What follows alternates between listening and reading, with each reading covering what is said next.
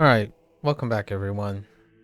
It is the fifth week, right? It's Monday again, reset day. Uh, Last week was business as usual. It's a 4 out of 10, right? Um, Below average quest structure. I thought the new pool of repeatables were very agreeable, and for whatever reason, it seems to enrich for those. I think it's still true now. Today we get to do the conclusion of whatever is happening. So the last time, they finally discovered what the underlying plot was for Zastam, right? Zastam is trying to corrupt a celestial, which last week we actually coincidentally got to queue the random trial queue into.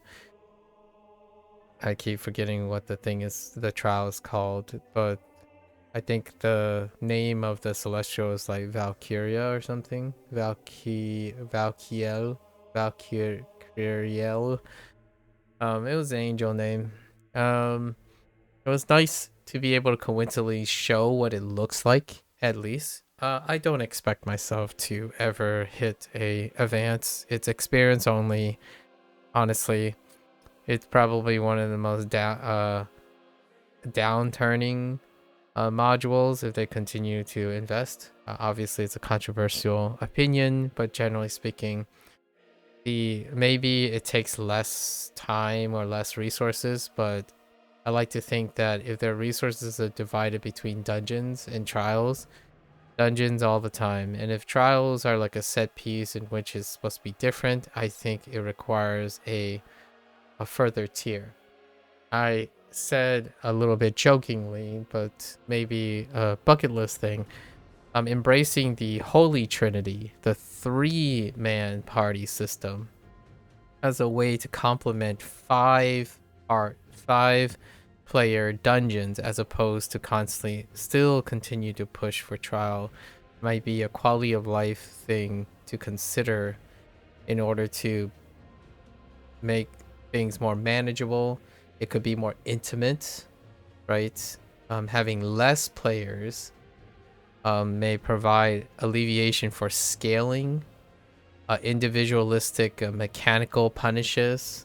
Like in a Trinity moment, you can have a lot less scaling problems than trials, because trials have a lot of players and players scale wildly, right?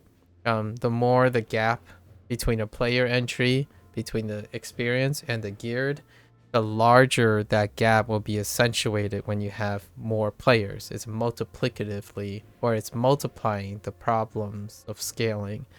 Um, and oftentimes that comes back as design choices. Like, oh, we need to scale the normal differently from the advanced, from the masters, and that can produce mixed results. However, if you scale down the players, mechanics can be more involved and more intricate because each player can be compartmentalized.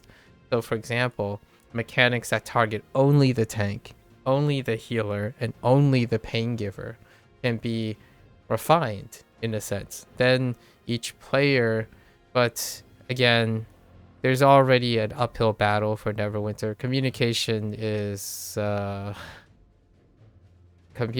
between pugs, which is kind of funny because Night Rain just came out, and that's a three player format.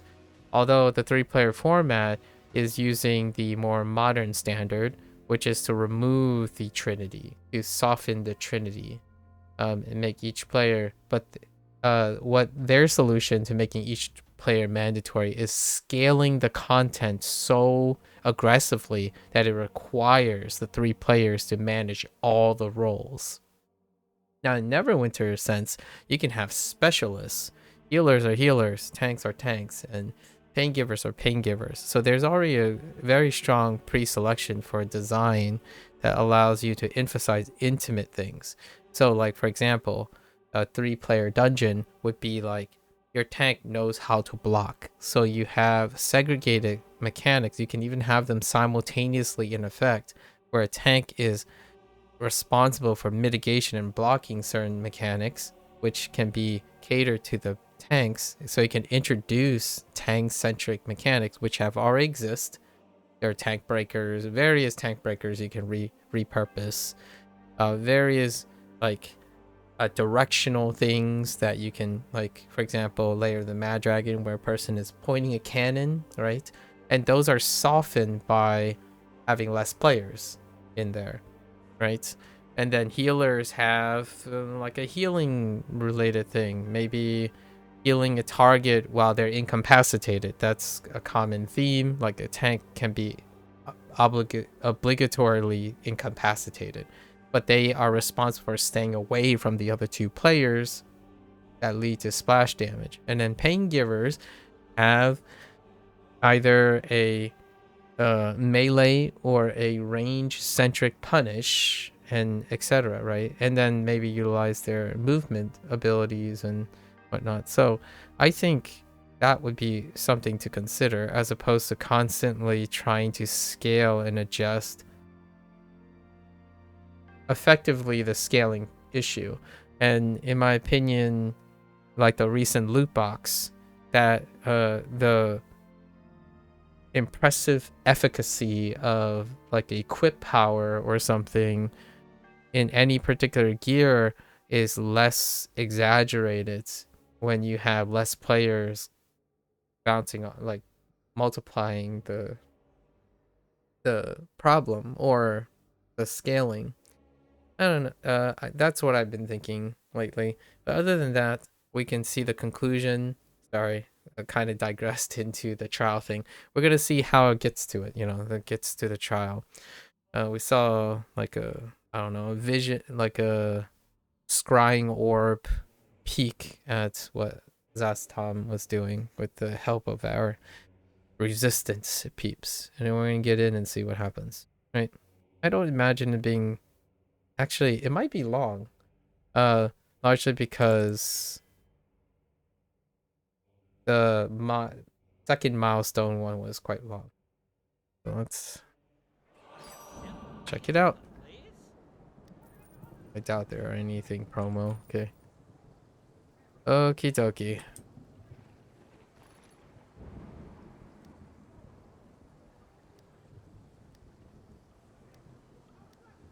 Okay. Alright. Where have we left off? Where are you?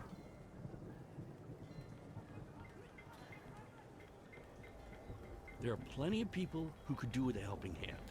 I may have some ideas. And so Zastam's plan is to use the Mythalar to corrupt and subjugate a Celestial? To what end? To create a new Zariel? That's a what I Zariel thought. he can command? It's smaller in scale than I thought. I expected something bigger. Perhaps there's more to this. Just one stage of many. Yes, I'm sure of it. That poor soul. She must be in agony. We'll have to do something for her. A mercy. Huh. He thought it was gonna be bigger? To corrupt the Celestial is not big enough for you? Tester, what's wrong with you? Are you a mole? Alright, hold up. Let's go grab our historian weekly stuff. Maybe there's a new weekly after this milestone.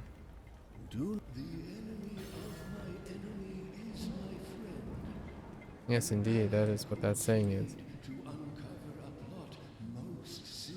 People of Thay are the And now we have to pick up our activity one. Okay, so where are we going? Oh, we're just gonna, okay. I have some Talus cards for sale if you... I'm still trying to wrap my head around what we saw. Binding a demon or a devil is one thing, but trying to corrupt an angel? Oh, that's ambitious. And reckless. I don't know. If you talk to Tester, he doesn't think that's ambitious enough. Any ideas on how to put her out of her misery? We end up rescuing her. Whoa, Firebrand. We're talking about killing a Celestial. They might not have been part of the curriculum, but I know a servant of the gods when I see one. You're asking a lot from me. Okay, fine. You could try to weaken the hold the Zulkirs have on her, and then fight her. It's the most direct way I can think of, but the most dangerous. We're talking killing Zulkirs and the Celestial. That's a tall order, even for you. Just give me some time. I might have another approach. Yeah, the Zolkirs are those like casters in one of the phases too. Alright. I guess I'll talk to you later. Alright. Looks like Esser wants a word. I think we've done everything. Defeat the Zulkir, then the Celestial. That's a tall order. But after everything you've been through, everything you've achieved, you might just be able to pull it off. Also, come to think of it, we're killing two birds with one stone this way. Those Zulkir need to die. They're part of Tam's plan somehow. I know it. Hey, hero, when the time comes, know that we're granting the Celestial peace. She's suffering right now. If that makes it any easier for you. Wait, are you telling me this is the end? That'd be kind of disappointing. Oh, no, okay. Me and like 9 other adventurers though. I used to get hired to do weather forecasts for no... Right. So, there's a problem. That tower is well protected.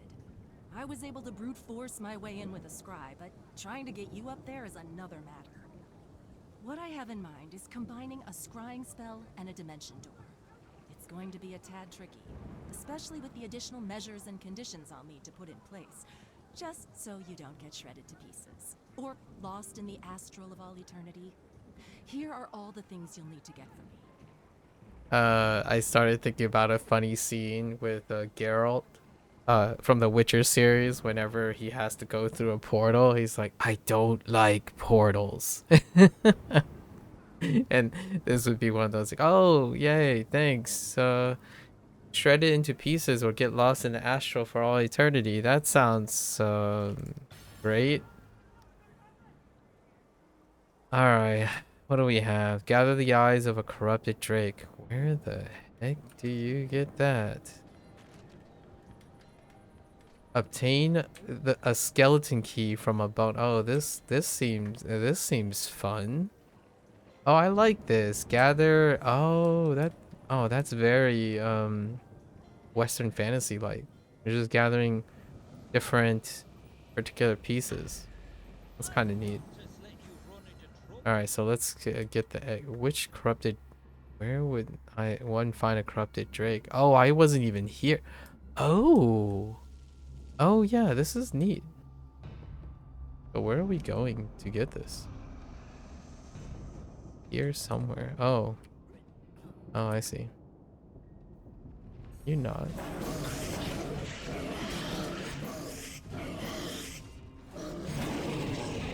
This feels like a proper dungeoning tasks, or I mean proper Western fantasy tasks. You guys are so loud. Wait. I don't...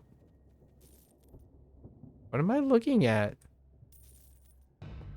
Do you have it?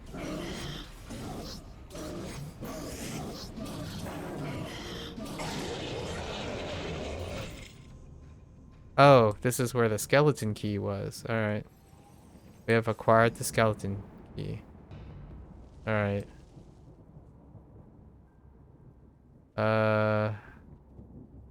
Where's the corrupted drake at?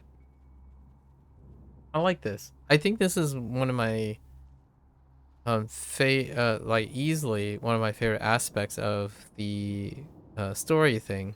It feels like they're deliberately placing things around the place as set pieces. So all the environments aren't pass-throughs, but they're all the pieces of... They're placed there deliberately, which I quite like. Yeah, like, Hi.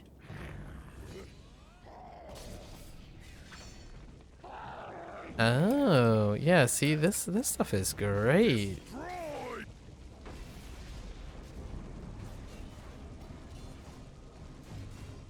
Moist Equal?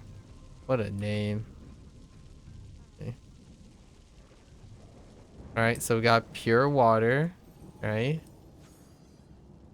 Alright, alright. A piece of stone. Is any stone? Alright, where's this Drake at?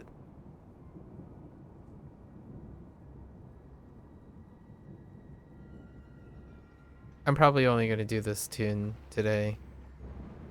It's getting late. Sorry, after midnight. I was talking about other things today. About the... Oh, I can get the spikes. Hey, oh, no, no, no.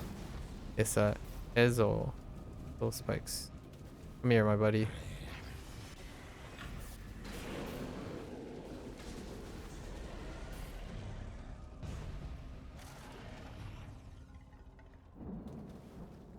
Can you not, please?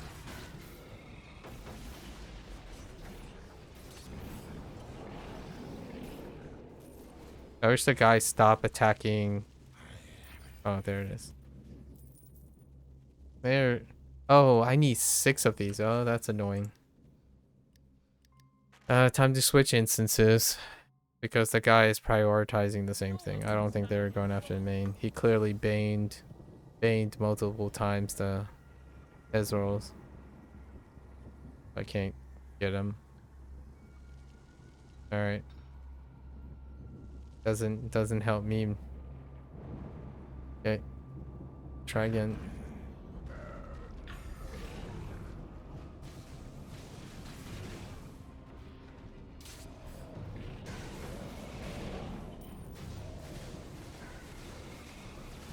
There were some patch notes, but the patch notes are not related to, not very much related to. How is it possible that the one person that is on this map is an annoying person who happens to have cleared the area?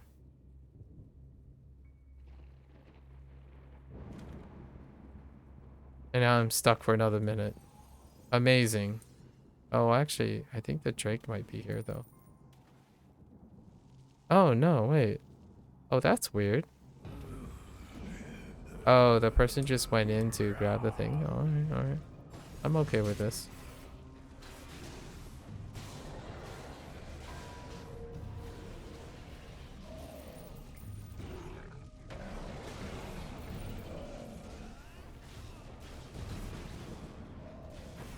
It's not enough, but I'll take it. That means the other guys might respawn in time. Okay.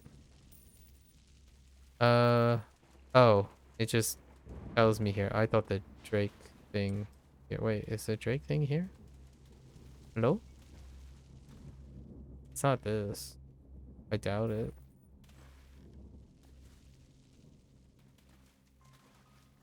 Hmm. Interesting. Oh, it's right here. Or no? Nope. Yep. Thank you, game. Yeah, the one person. The one person.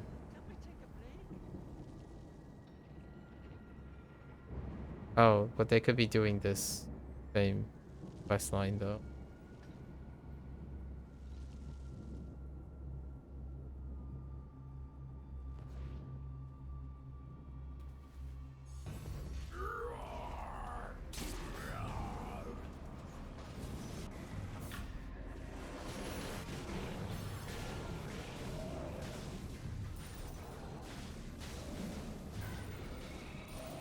Oh boy, yay, the assassin. Oh, my favorite thing.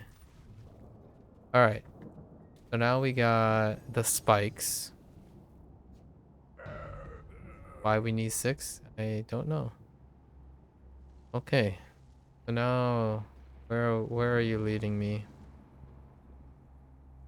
Not in order. I want to bump into a random assassin eventually.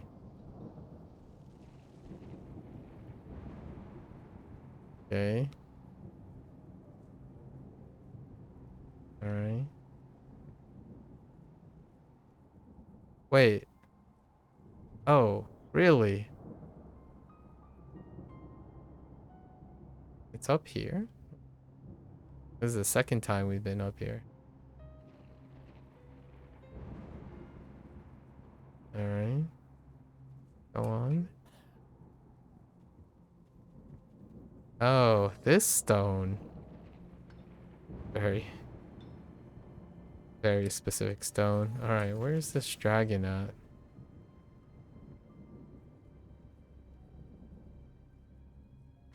Huh. Can I just buffoonery my way down? I can buffoonery my way down. Alright.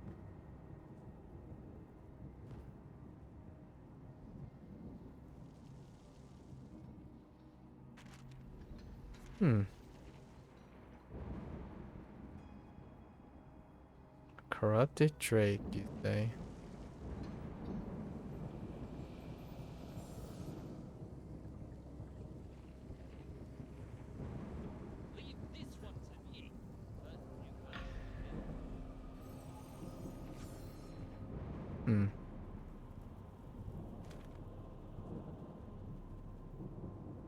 Oh.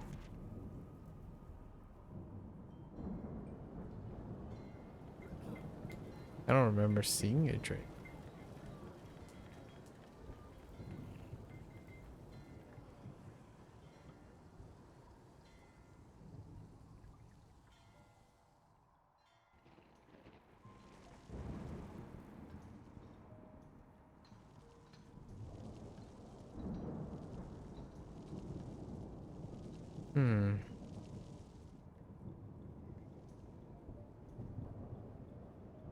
Do I... Oh! There is a Drake here. I don't remember seeing you though. Alright, we're good.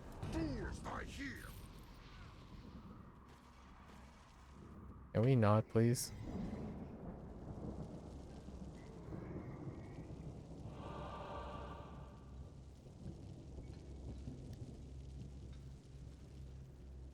Sure. Close. Same difference. Okay.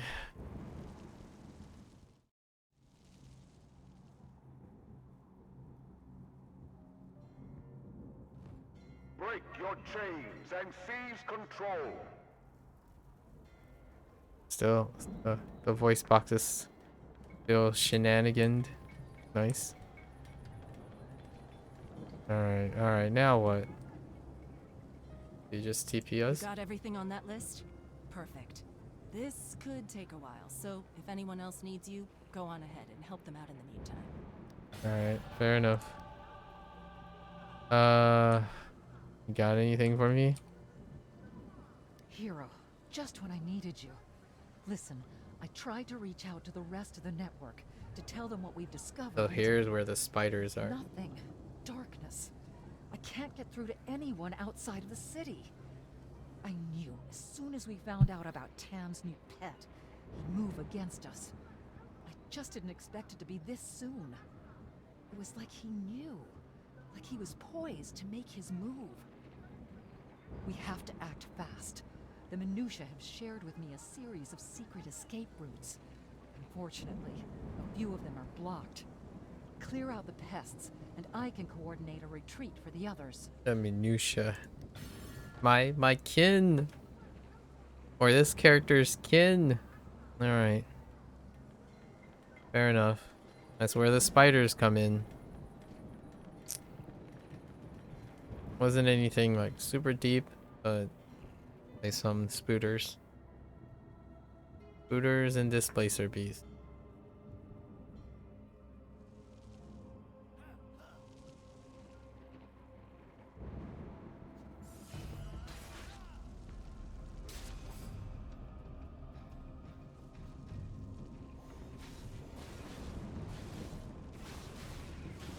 Come up here, please.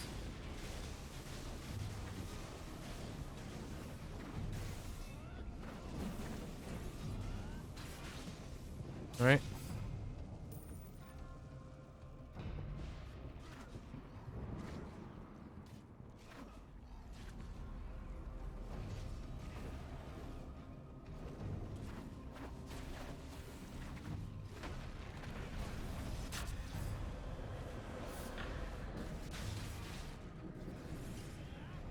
Alright. Hi guys.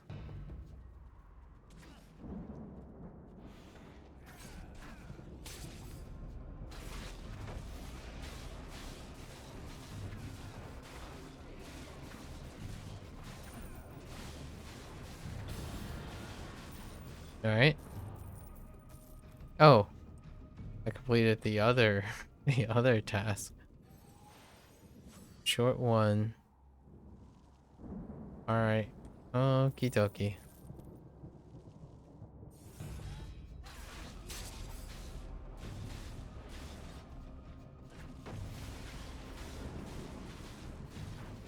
Okie dokie. Think for yourselves. Yes, yes. I appreciate the pep talk. Alright. I'm gonna head down the side thing. Avoid it at all costs otherwise. Alright, spooters. I'm here willingly for once.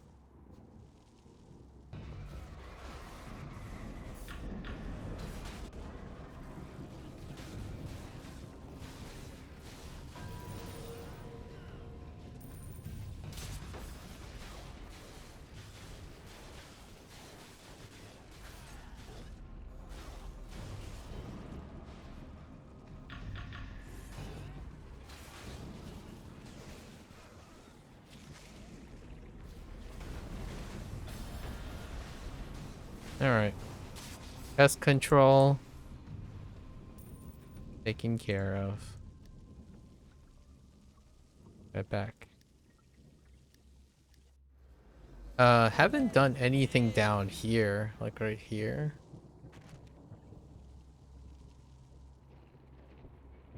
Don't you dare tell me to do a heroic encounter.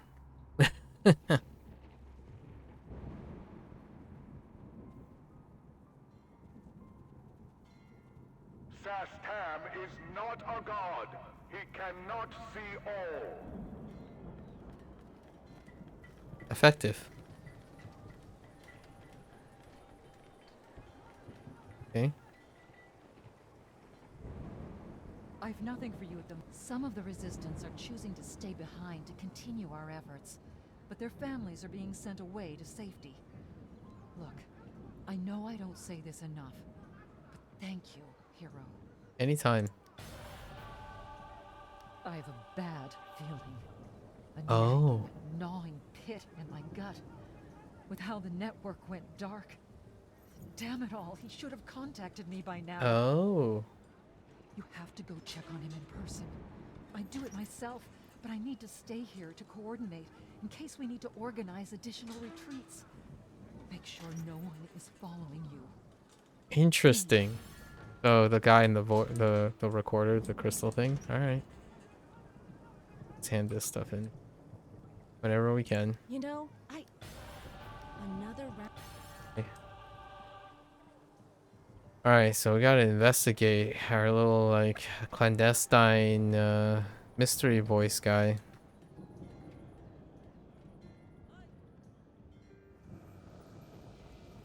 Okay. Where's the area? Okay. Oh, that's where this little thing is. That's where this encampment's were. Oh, hey, it's the assassin. Hey, can we talk for a little bit? Thank you. Amazing. Oh my gosh, I failed. Yes. All right, let's get back on task here.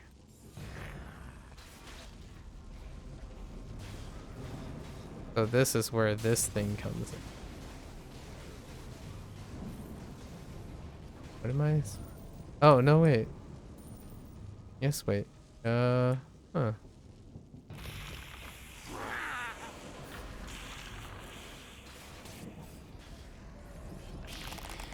Oh.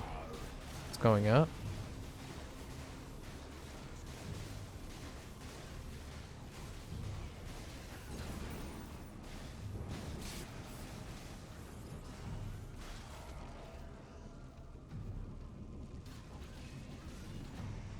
Okay.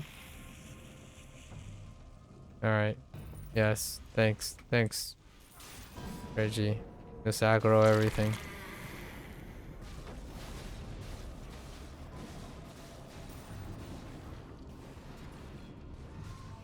Alright.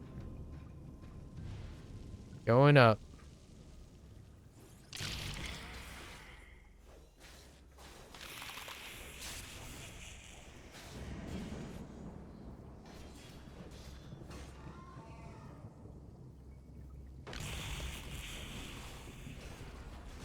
Oh, they're turned resistance members. Oh, rip. They're all turned.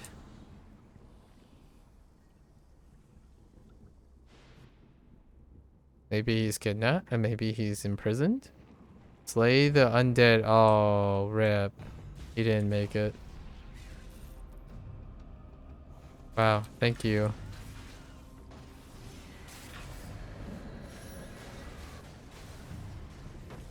The guy didn't make it.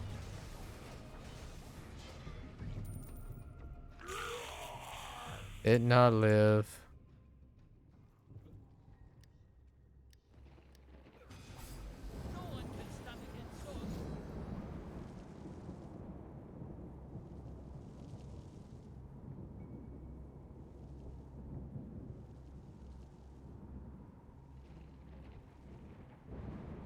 Break your chains and seize control.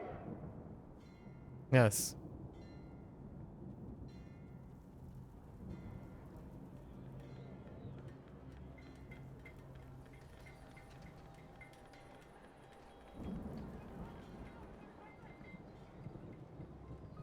Well, what is it?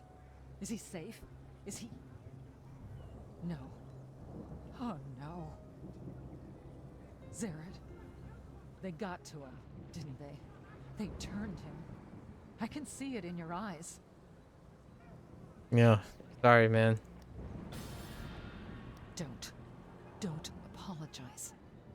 Hero, I know what I'm asking. And I've been asking a lot of you since you got here.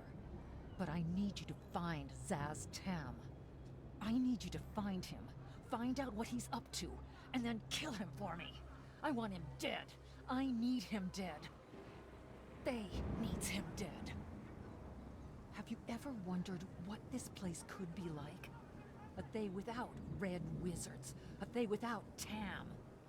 That is what we fight for. I kind of want to watch the movie again. Maybe I'll do that. I kind of want to see how they're depicting the red wizard things again. Alright, alright. Oh, she's ready. Desperate times call for desperate measures. I hate having to use him, but there's a guy that might be able to help us with our problem. I wouldn't be sending you over to him if I didn't think it would benefit us, so trust me on this, okay? Go on. He goes by Craig. He's a peddler of exotic and hard-to-obtain wares. If anyone might have something on Celestials, it's him. Craig? That sounds like a suspicious fella. Alright. Oh, is he in town? Oh, he is in town. Yep. Welcome. I've Oh, got of course. from Chult, the latest novels from Baldur's Gate, and a few infernal trinkets from the hells themselves. Can I interest you in anything? Why am I not surprised they made you a halfling? Indeed I am. Welcome to my shady little corner of the market. To be honest, I was expecting you sooner. Now, what can Craig do for you? I got goods from all over. Spices from the Harua, mushrooms from the Underdark. Even a couple of illustrated Volothat limited editions. Signed, too. Can I interest you in anything unusual? So he has telepathy as well? I've had my peepers on you for some time now, my friend. Seems Velora's finally considered using my services again. While I'm flattered and impressed with her trying to be discreet, I'm already very aware of your particular problem. Now, it's my business to know things. How do you think I get all these exotic and hard-to-obtain goods into Thay? Shall we talk business? Alright, what do you want? Oh, no, this is about what you want or need.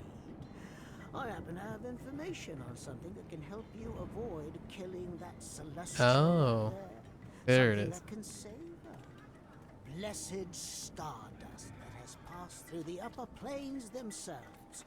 Of course, I can't just hand it over for free. Though, perhaps a favor for a favor. Alright. Again, what do you want? The Thotchian.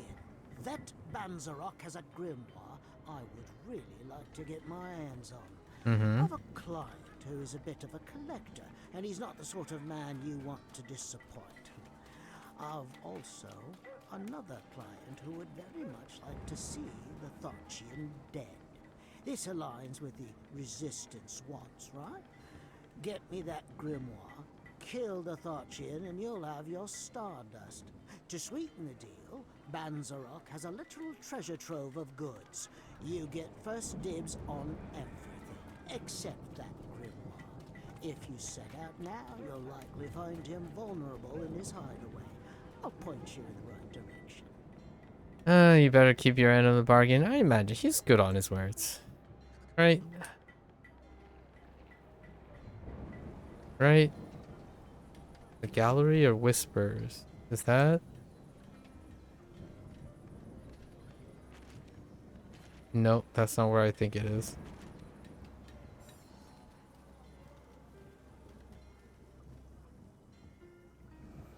Alright.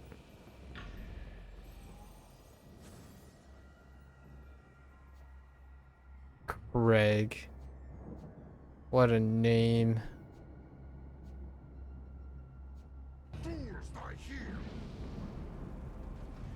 A broker. A hidey hole, huh? Oh, is it in this little cavern thing that we did for the resistance? The recruit resistance? Yeah. Oh.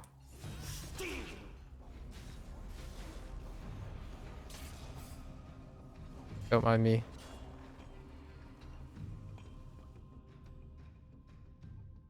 Intriguing. You don't, this doesn't happen very often in this module. Zoning to another place. They practically annihilate all the weeklies. In this case as well. Yeah, loading hangups happen all the time with instance things. So that's kind of nice, I suppose. In a way, from a design standpoint, that's pretty nice that there wasn't any loading instances. So it lowers the transition time between things, so you don't have things like this happen. Oh, I wonder if this is considered a weekly. So we'll have to go back to this. Enter my private sanctum. No matter. You'll join the others buried beneath my feet. I know you, hero of Neverwinter. I've been spying you in my paintings. Intriguing. Ooh, okay. Spoofy. Can I, what am I supposed to do? Oh, we have to take care of these guys, okay. Yep, okay. No campfire running. Maybe campfire running on repeat, possibly.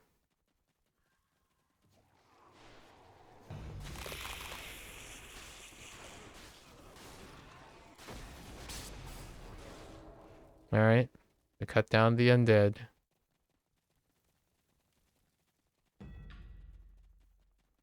Hello?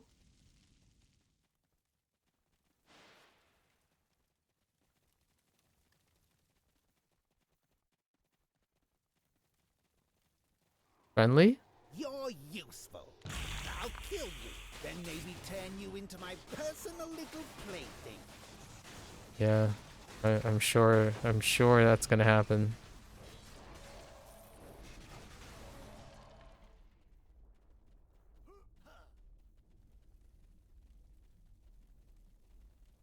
Friendly? Nope.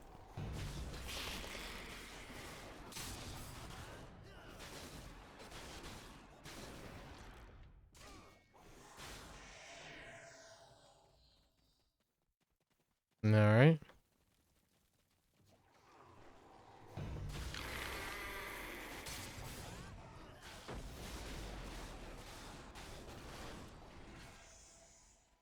That's the last of them.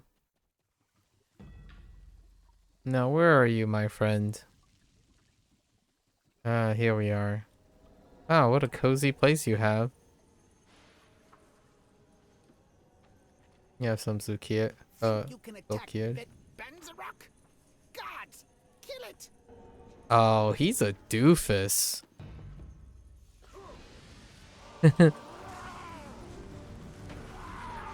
Ooh, music. Silly fools!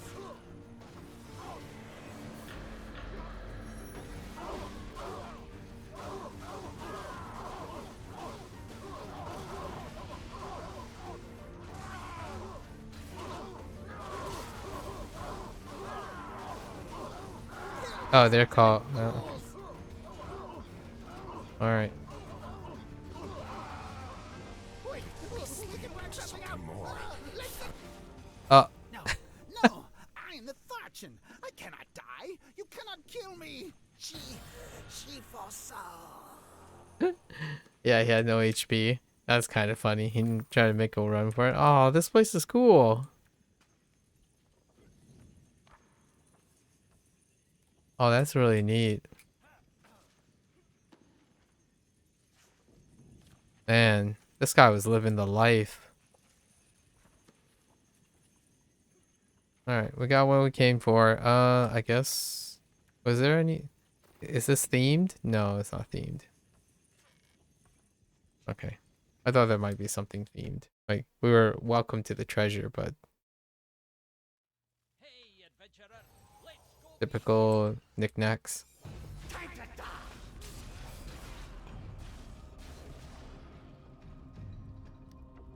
That was neat. I like it. I like it.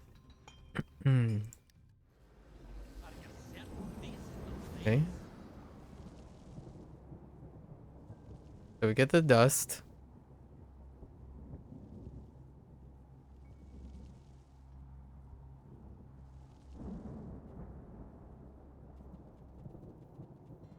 Now maybe we'll do the heroic encounters this time.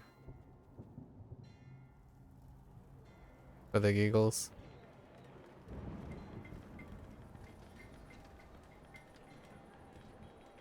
Welcome, welcome. I take it Banzerok has left this mortal coil. Valora's going to be thrilled. Oh, you didn't know? Banzerok's the one who had her disgraced. Oh. It was his death she foretold. Anyway, thank you for the grimoire. Looks to make interesting reading. Oh, so we were just helping out Valora anyways. Welcome, welcome. Browse as long as you like. Since you did what I asked, and then some, I'll honor my end of the deal.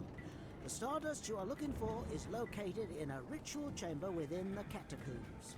Now, before you get mad at me, I never said I had the Stardust in my Oh, come possession. on. I specifically said I had information on it. Besides, I helped you and your resistance friends were telling you where to find Banzerok. Him being dead greatly benefits you. Have fun down there. There's always a few interesting little secrets within the catacombs. Yeah. Craig. Hecking Craig. Where is this leading me? Oh, can't tell.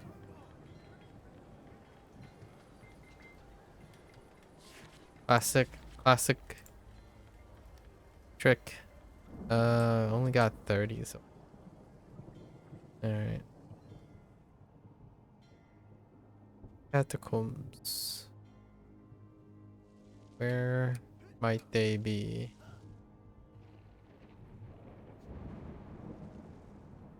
Oh, I know where it is. It's down the hill. Yeah, it's at the end. There's an entrance.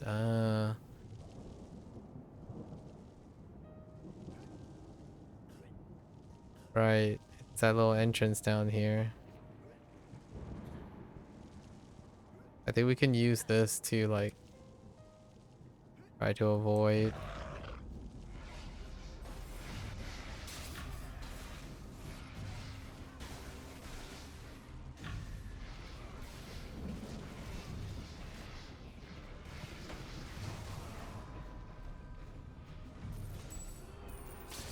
Eh, cool. Yeah, so there was this here.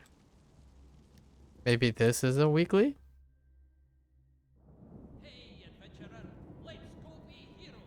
Ooh, that's kind of neat. Left or right? Huh. What happens if I go right? Is it just blocked off?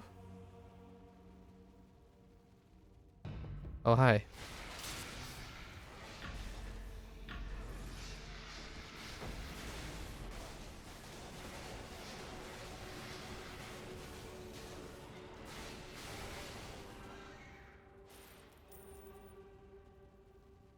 Hello?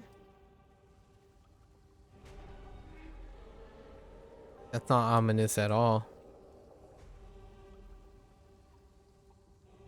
Oh. Oh, that's neat. Oh. Oh, this is very neat. Then although we can take advantage of our camera. Oh, this is interesting. Finding the exit. Okay. Huh. Oh, this is neat. Okay, you know what? Let's just do it like let's zoom in, right? Okay. Have I been here? Oh.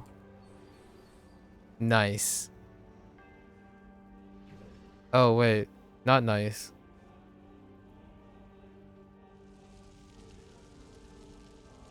Oh. Oh. Neat.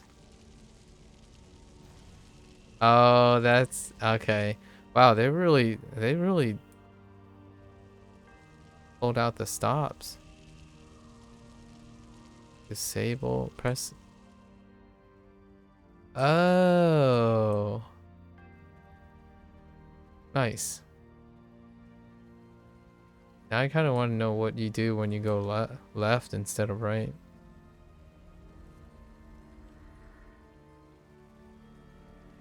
Oh, we have to perform the ritual. And then we have to go down the left. I see.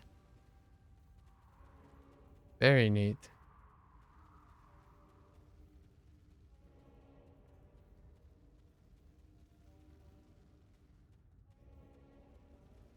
And go down the center, huh? Oh, neat. It's over here.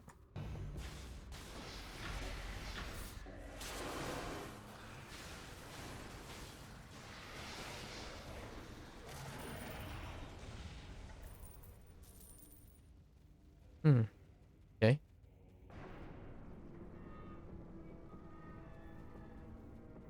Something else other than a maze? Oh. Five they were, bound by fate. Each one fell to spite and hate. Jealousy, fear, folly, and law. A chain of deaths without a flaw. The king, in pride, ruled all alone, but the lady's heart had turned to stone. With poisoned wine she claims his crown, for jealous wrath had struck him down. The lady rose, her reign was near, but the jester's blade erased her cheer. She scorned his jokes, her heart was cold, so he struck her down, defiant and bold. The jester laughed, his act complete, but the wizard's fire brought his defeat.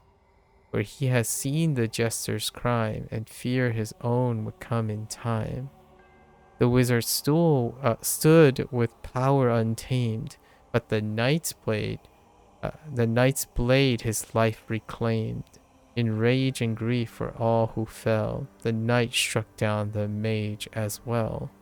The knight stood tall, his justice done, yet his end had only just begun. For by the law the king once made, the knight was blamed for every blade, as axe swung swift at the kingdom's gate, and thus he met his final fate. Okay, so I guess there are 5 things here, right? 5 things, 5 graves. So maybe we go by the order of the people. So what? We had the king, lady, jester, wizard, and knight. Oh, the dagger, goblet, axe, fire spell. Oh, okay. So we take the goblet because of poison. Oh wait. I held the world within my hand, yet time reduced my golden land. From wisdom's reach I stand apart, where shadow fades and shadow start. What does this describe? Let's look at all the other ones. Bound by duty I remain, a loyal heart through joy and pain. I stood beside a fleeting grin, yet never where the stars begin. That kind of sounds like the night. Oh, no, wait. That sounds like the queen, actually. That sounds like the queen. So let's just place the queen. A goblet. A painted mask, a cunning guise. I dance between where honor lies. The bridge of worlds I play my part. A trickster's wit, a schemer's art. What will you choose? We're doing... I think he did he pulled out a dagger, right? That's a jester. Ambitions burns within my soul. A beauty fierce to claim my oh wait. I'll not be found near minds too so vast, but close to one who laughs at last. A beauty fierce to claim my goal? Oh no, I think I might have gotten 2 things mixed up. We'll see. In endless thought, my mind takes flight to seek the truth behind all sight. As far as stars from gold I rest, in quietude my endless quest. The mage? Can I take back the stuff? No. From wisdom reach I stand apart, where power does fade and shadow set. Oh no, but that... Oh, this guy is probably the knight. Alright, let's just... We had to reset, right? Oh, wait. Can I reset here? No, I can't reset here. Okay. Let's try again. Ah! I was kidding. Oh, wait. Is that exactly 5? Oh, no. I thought they might be like the 5 represent. Okay, so let's try this again. Alright. So. Interesting. A loyal heart through my joy and pain. I stand beside a fleeting grin, yet never will where the stars begin. Let's go with sword. Oh wait, it's whoever ended them, right? So the axe, probably a painted mask, and what ended you? A fire spell. What ended you? A dagger. In endless thought, my mind stay fight to seek the truth beyond all sight. As far as the sword and then the goblet, I guess. Over here. Yeah, okay. Neat. Very neat.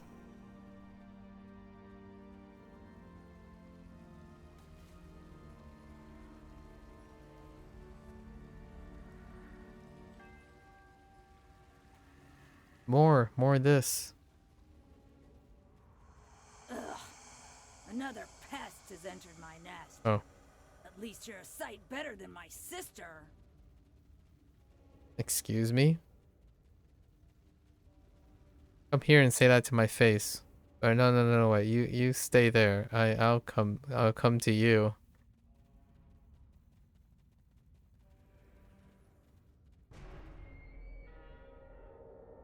What do you look like, huh?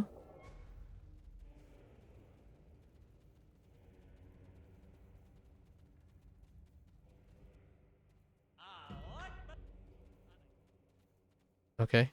Oh, that's how it's blocked I out. can hear you know. We both know everyone's been telling me I'm the prettier one. Oh, is this like a... is this a witch moment, or what are we doing here?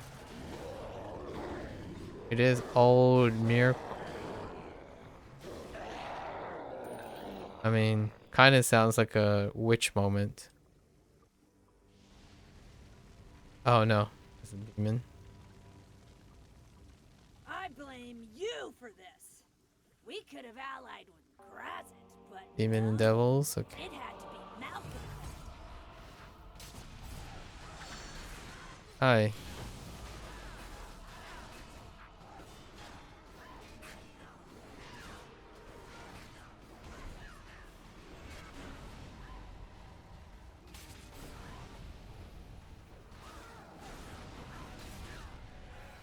Well, that's interesting. Can you stop doing that, please?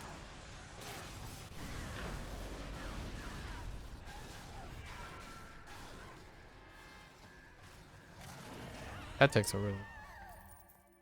Sorry to your sister. You're in the way. Oh, hey, a little bit of Don't scare platforming. me. Before that, you said we should have allied with Orcus. Hey, adventurer, let's go be heroes. Very neat. Oh, there's some square tiles. Oh, that took so long.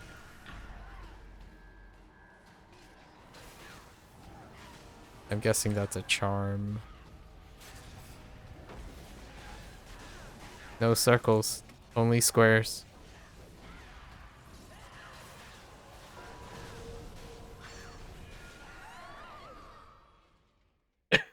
Excuse me. Optional. Investigate the flickering light. Oh. Ooh, a grave robber. Some call me a grave robber. I call myself a treasure hunter. And besides, we're in Thay. Who cares? Alright. The art of grave robbing. Say, how about you help me out, hmm? There's treasures worth finding here, but going through the hordes of undead in Thayans sounds difficult. But if you do find anything valuable, bring it here and leave it next to me. I'll make it worth your while. Oh, this is neat. Consider it done. Aw, that's cool. Uh, how do I... Wha-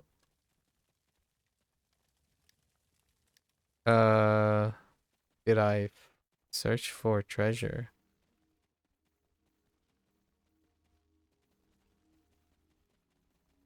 Do I search for treasure this way? I command the hell!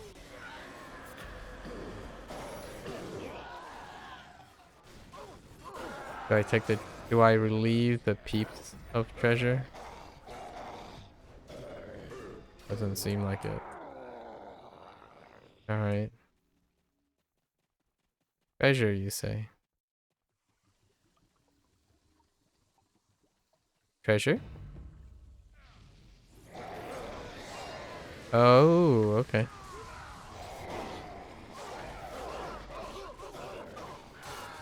I don't know which way that ability is facing. Alright, it's fine.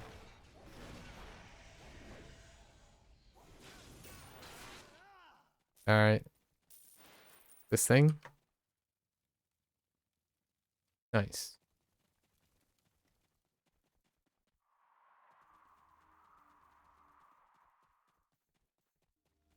This is very cute. I like it.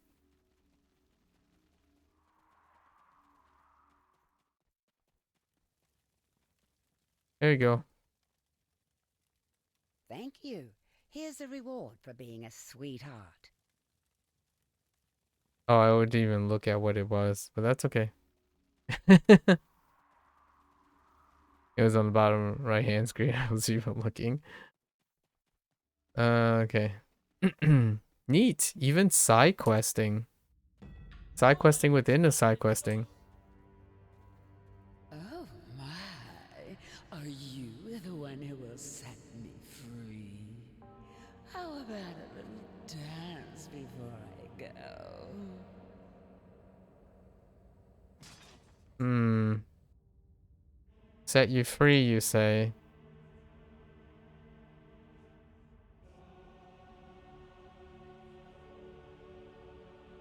You want to be set free, huh?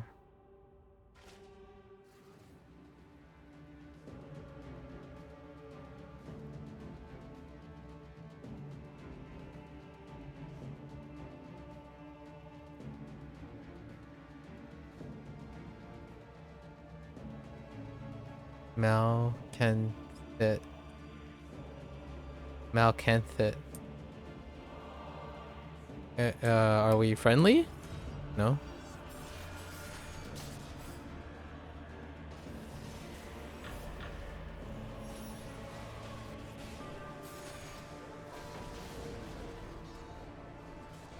Can I just grunt through that? I can't.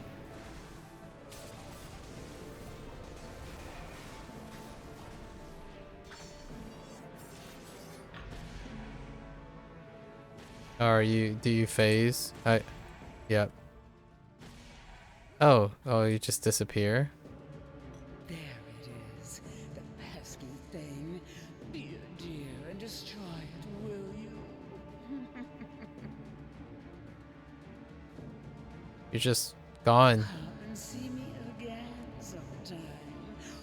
I'd love to get to know you better. Alright. I'm not sure why she's speaking after disappearing. Alright. Oh, that was really neat. Bonus points. Definitely compensates for the currency thing. I think it's above average. That was really cool. I love those little riddles and whatnot. There is strength in numbers.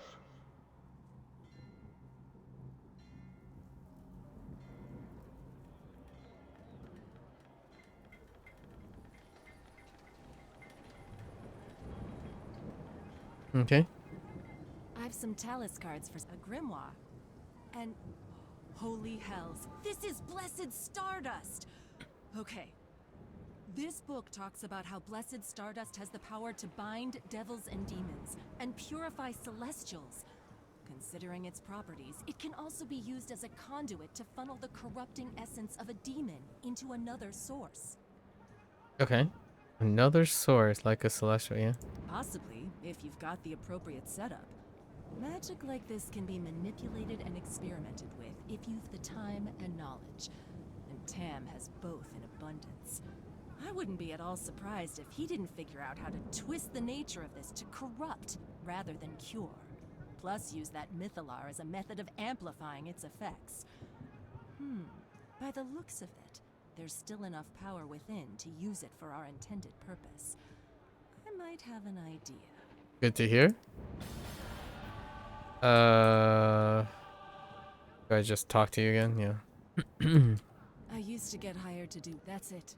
I've done everything I can. Okay, that's There it. are several layers of protective spells in place to keep you safe, but once you're up there, you're out of my hands.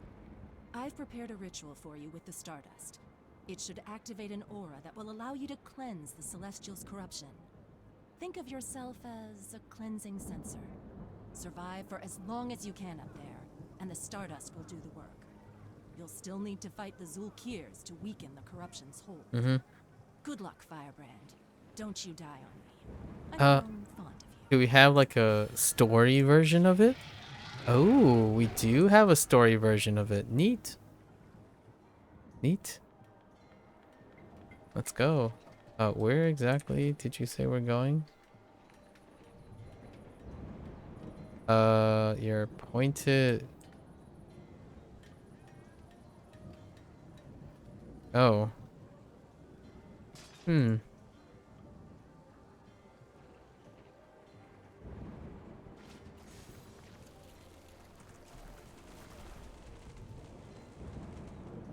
Okay. Oh. Wait, is that really it? Oh, we don't get to do... Oh, okay. I've nothing for you at the moment. Get ready, hero. Oh, This okay. is going to be a hell of a fight in more ways than one. Oh, okay. But we have faith in you. Cleanse the corruption. Free the Celestial. Save her. Yeah, that's the end. That means we have to get into a queue. I guess we could try. Like, what I mean is, which is RTQ for RTQ it today. 40. Alright. Does the historian have extras? Oh, the historian does. Okay, so the catacombs. Where freedom is a luxury given to the chosen few. A queen finds herself in chains.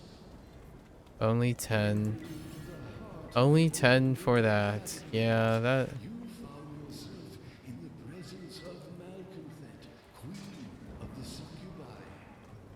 But you were not here for her. That is pretty depressing. We relive this moment. Alright, well... I guess let's finish up. Right. Let's finish up.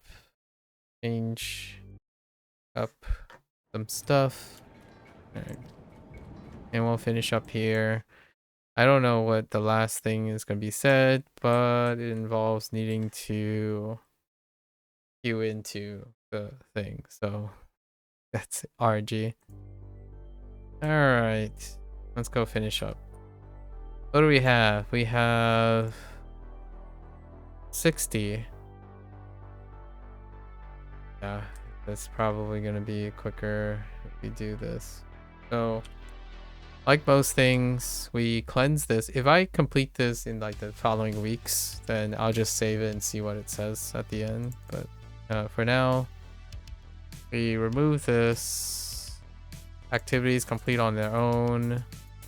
And these weeklies, honestly, yeah, weeklies have been rough. Yeah. So 5 out of 10 though. The repeatable that little quest line thing is awesome. I think it's really cool. It makes up for basically the inevitable consternation that comes with having to bootstrap each week through extra stuff.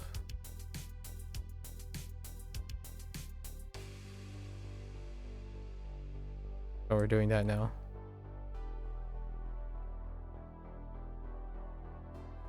And we'll call it a day.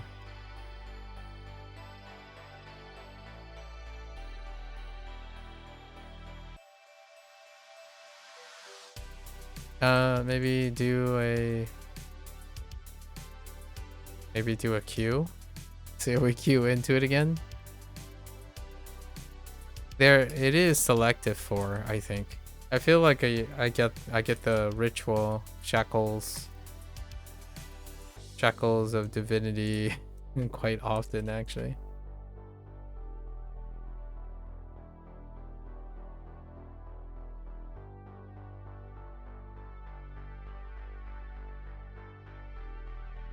And we already opened our loot boxes.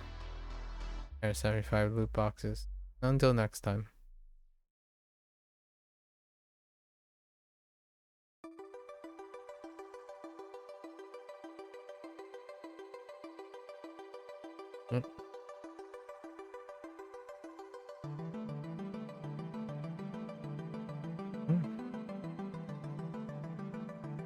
Conjurers and prisoners.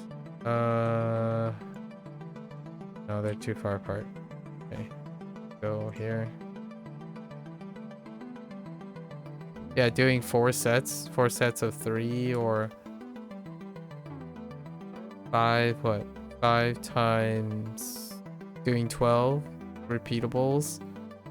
Excel past doing the weeklies. Because the weeklies are the only way, in my opinion, to equate the weeklies is to make them 20 again.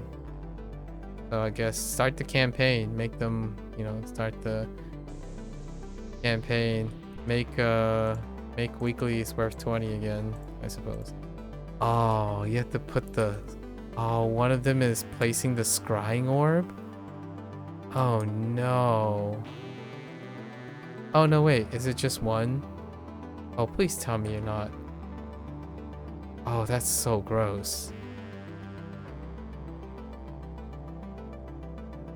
That will be very gross if one of the repeatables is deliberately going all the way around the map.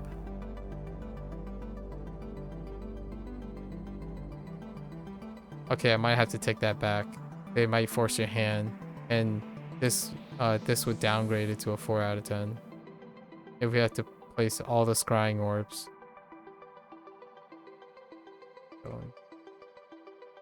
Yeah. I don't want these guys to aggro me up the stairs. Oh, maybe it's different. Okay. Oh, it's in this one location.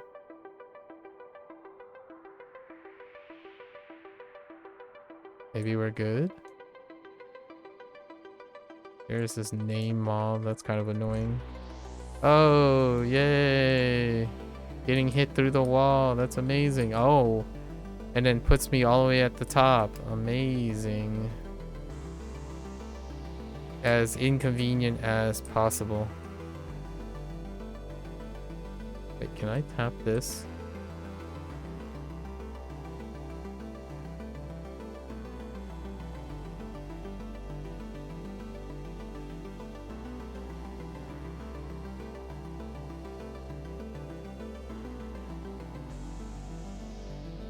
Yeah, these guys are shooting me through the wall.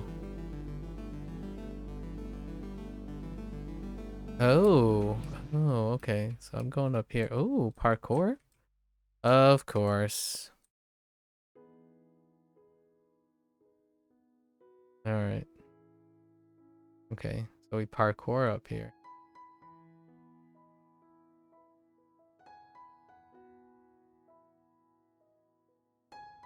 Oh. That's kind of sketch, man. Oh, okay. Oh, that's neat. Fair enough. Now we can go to probably prisoners. We're close.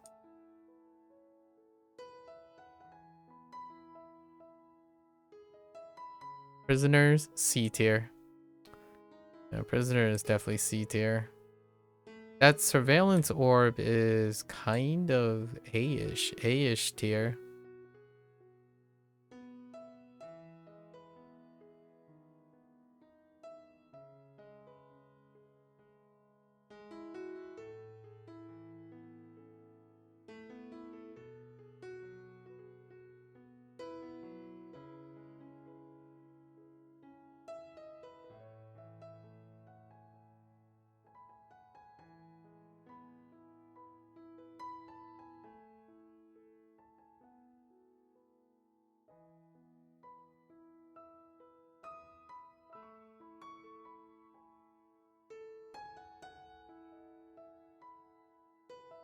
All right.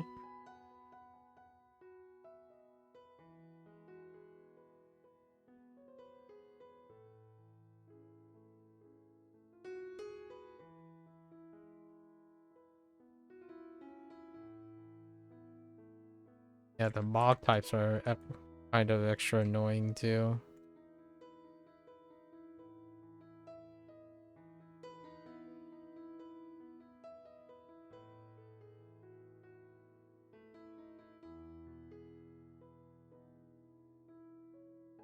Eh.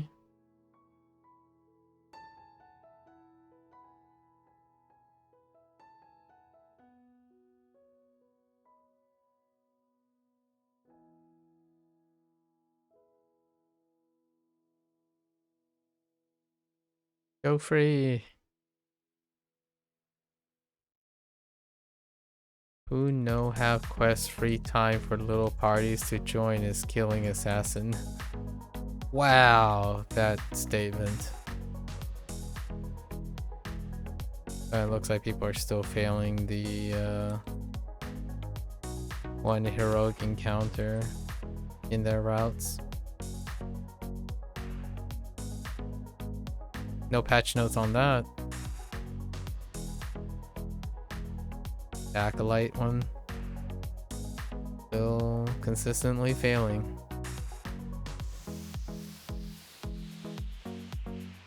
There are some patch notes. I think this week.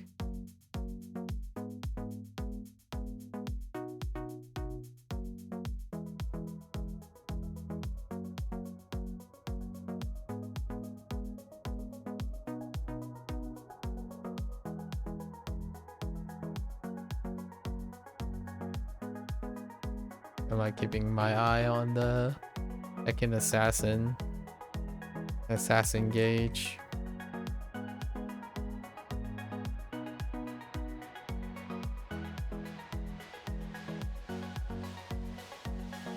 Nine on this floor, not 10, 9.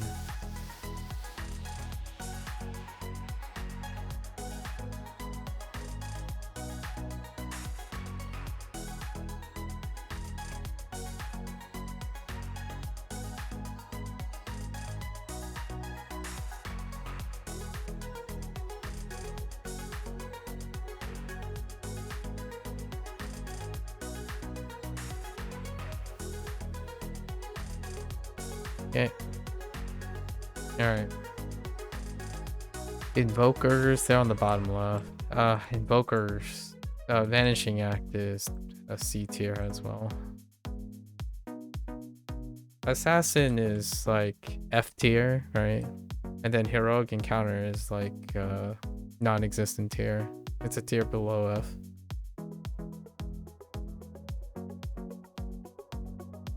F. Weeklies. C tier. All the weeklies are C. Oh, actually, the one weekly, the first weekly is C tier. The new one is F tier. It's off the charts F tier when it comes to like repeating it again.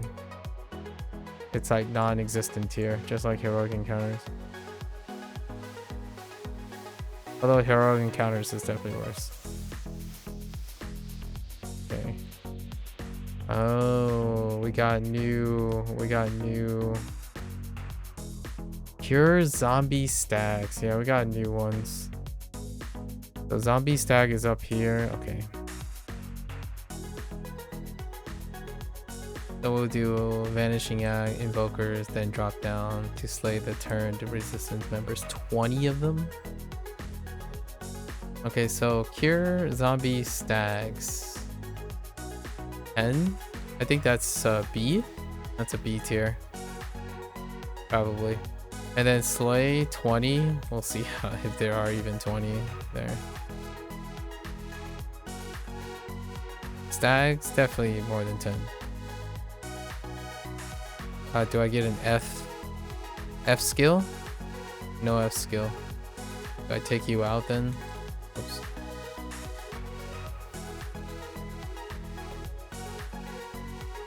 Oh. I have to hit F on Stags. Oh, this is C tier. Yeah, this is C tier.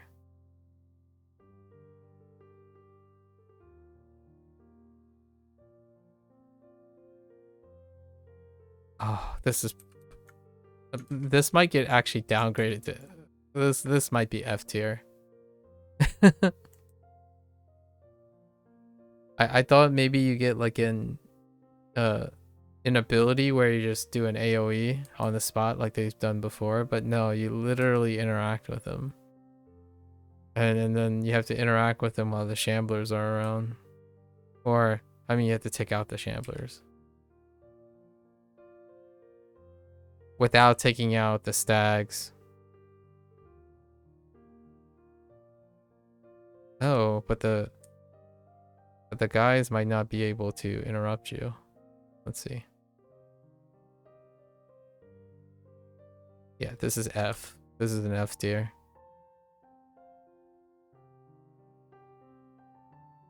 A heavy F.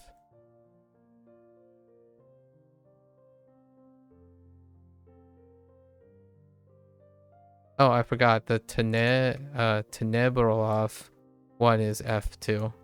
F tier.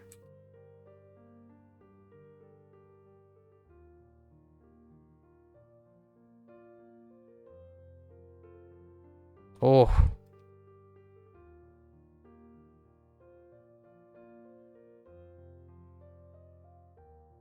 Holy heck.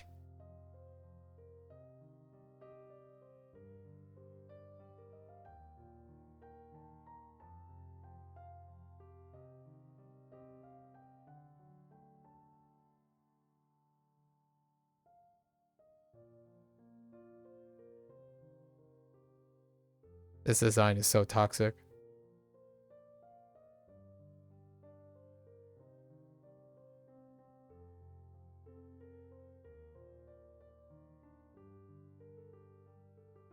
Alright.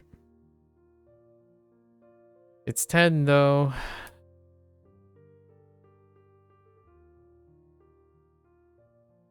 Oh, it's not that bad. Okay, we'll go back to C. Nah, D. Go back to D. I think overall, I think the collections of stuff is kind of sucky so far. Wait, where's this? Okay. This one is in the C, right? This is the C.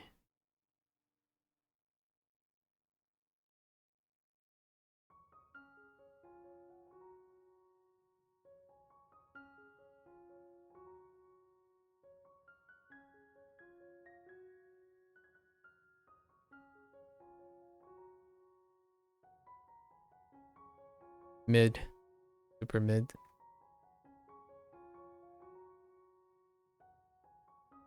It's a mixed bag because sometimes it's slow, sometimes it's fast. Kind of a mixed bag.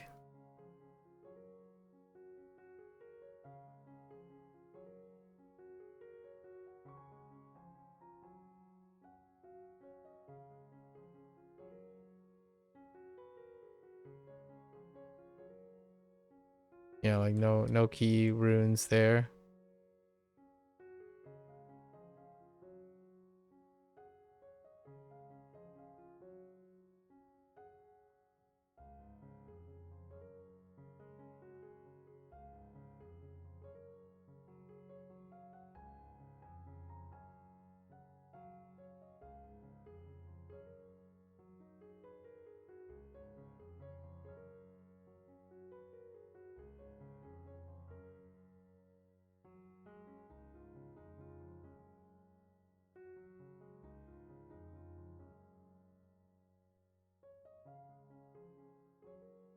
Alright.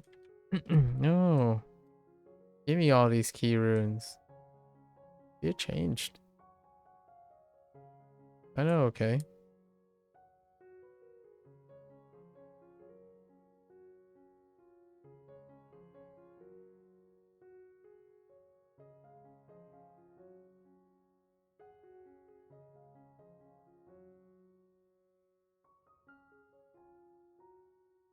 I'm still in awe that the last weekly is worth 10.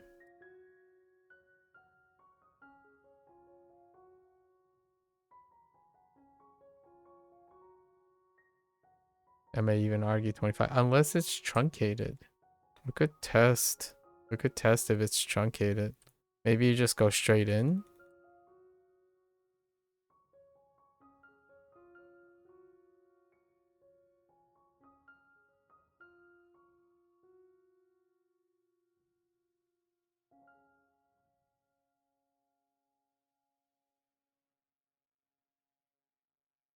If it's that, I think that's okay. I very much doubt it.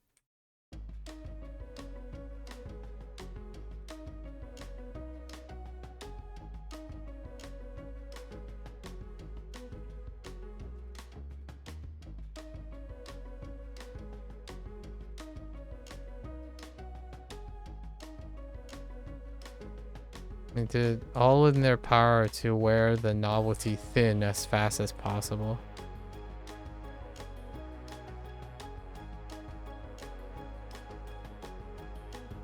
Yeah, this one might actually be a D.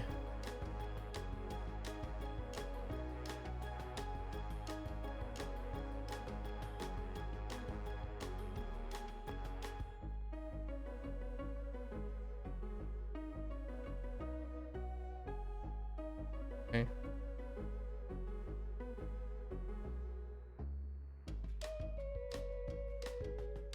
And then let's hop down and see. Oh, no.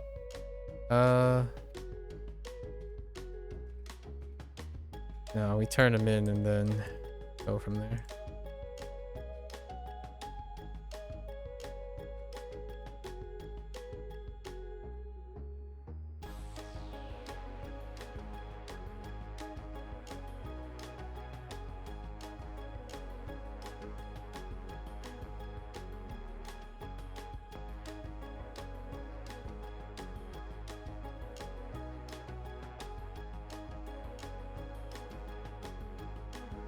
Maybe Tenebrov drops like companion gear or something. That I could kind of see that being a thing.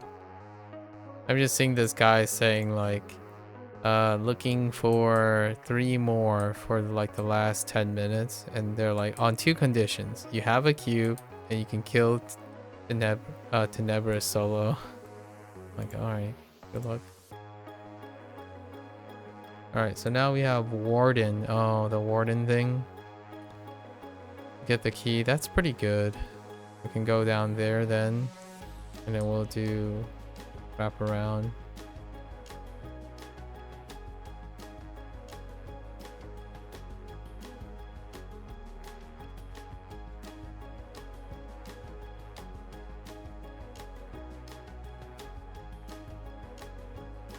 There's an elevator here, no?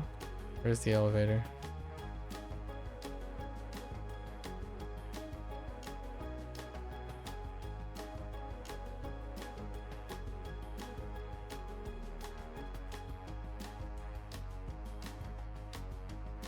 Oh, they managed to find 2 DPS. Nice.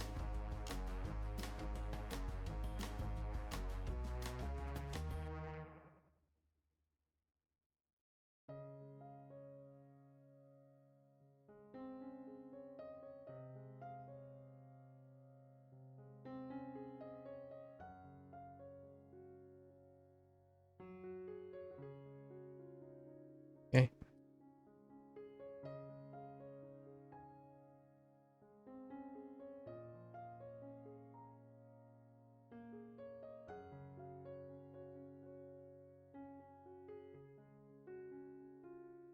Alright. Can you open these guys up? Maybe not. Try to aggro that guy. Or that guy. Don't you dare. Alright. Oh, I need to free all 4 of them. Okay. I actually need more.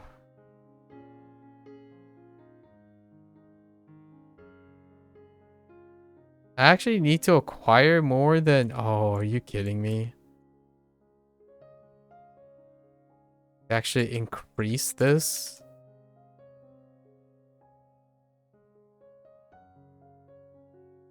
I swear, whoever designed... Ugh. Actually increase the length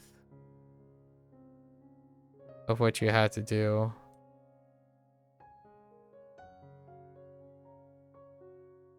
And you're also at the mercy of spawns?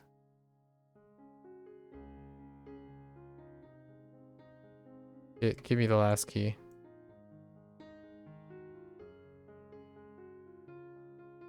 Alright. Yes, that's fine.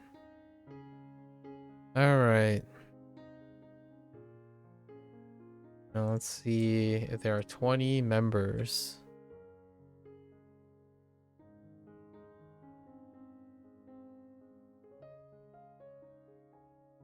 And then we'll go and check if the catacombs, because the wraiths lead to the catacombs. So we'll take out the wraiths. Oh, does it count on all these? Oh, okay. Oh, this one's pretty good. I like this one.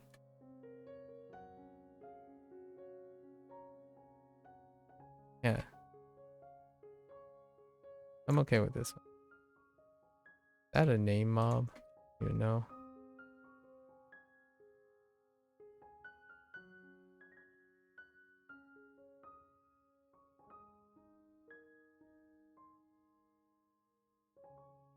That's a no.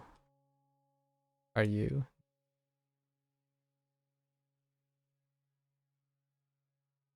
Oh yeah, we're good.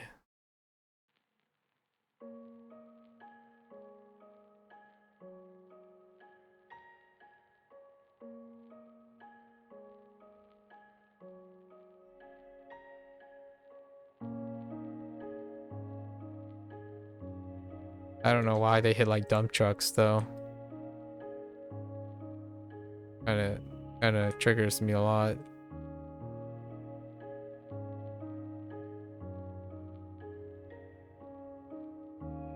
It's usually the archers.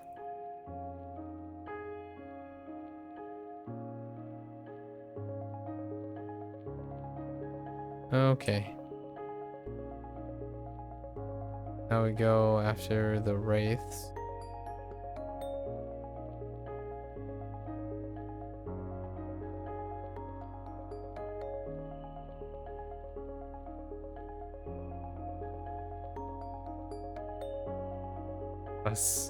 Plus Tenebrov. No, can't solo. Alright.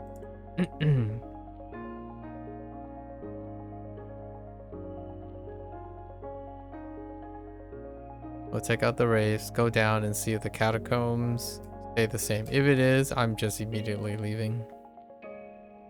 I like the novelty of it, for sure. But when you do things like repeat it for that, that's how you get an F immediately from me. Stick to your guns. No, stick to my criticism. Yeah, weeklies are not 10s. They're 20s. If not more. Oh joy. I might have to defeat myself because of assassins.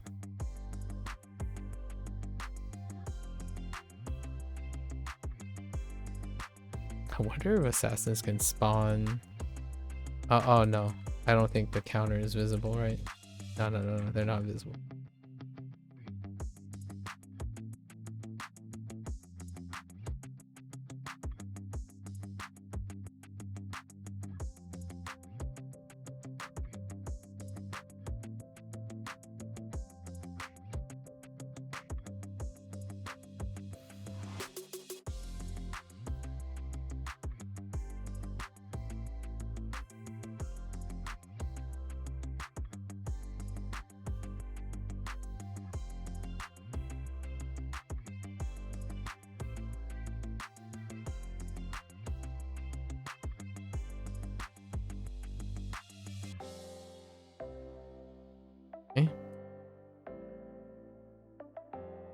Alright, let's enter the catacombs.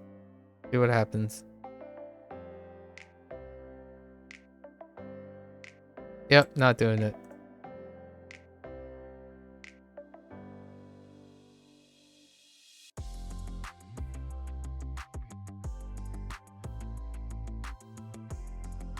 Maybe a random assassin? Come on. Come on. I dare you. I dare you show up. Right here.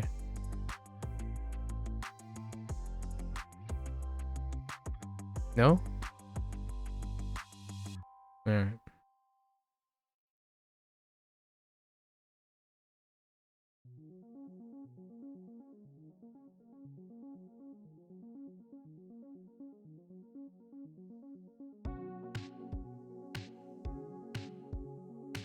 Trolls. Trolls are S tier. Trolls S tier. Spiders? A?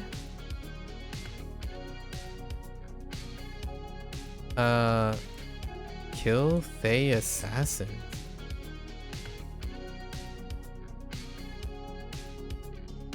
Are you serious? There's a repeatable for assassins.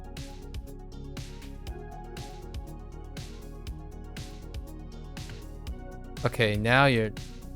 Yeah, this is no tier. Attaching a repeatable to an assassin. But I guess we can at least take down one assassin. That's alright. But that's still like F- tier. Whoever's idea that was.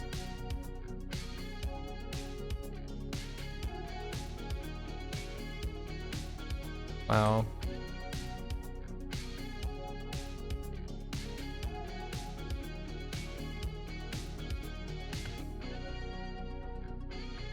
I can't believe that's a thing. Well, I can believe it. It's disappointing. Honestly, that drags it down. It's definitely a 4 out of 10 again. Oh, hello there, assassin. I've been told that I need to defeat at least one of you. You're some brilliant person.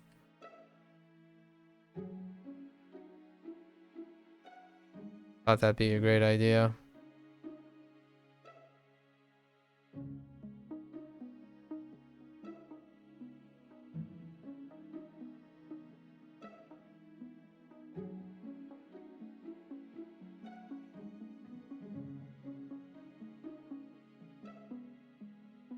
How is that assassin still alive? Hello?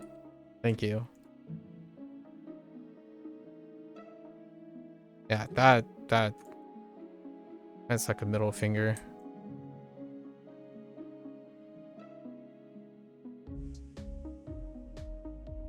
Okay. Trolls. Trolls.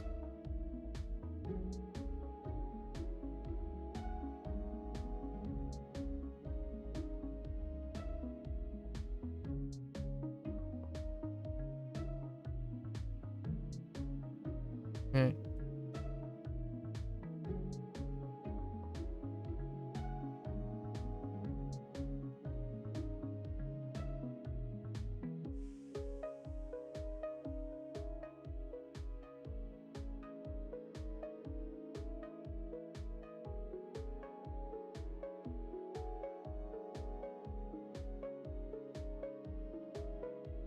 Alright, and then spiders. Yeah.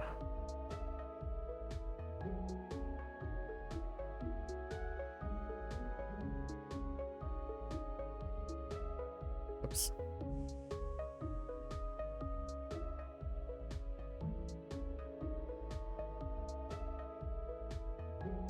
Okay.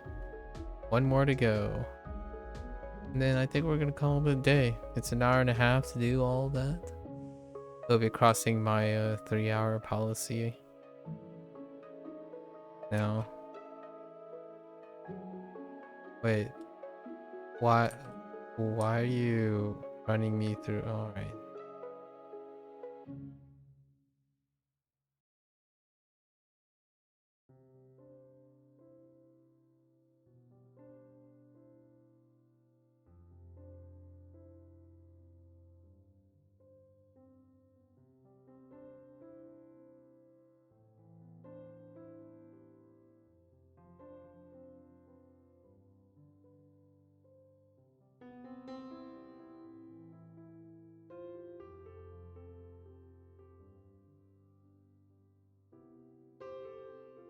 Yeah, spiders.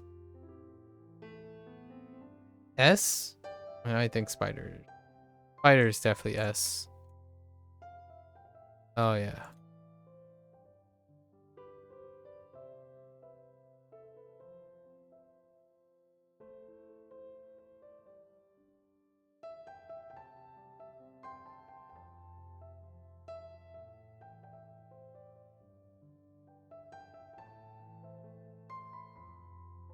Assassins F.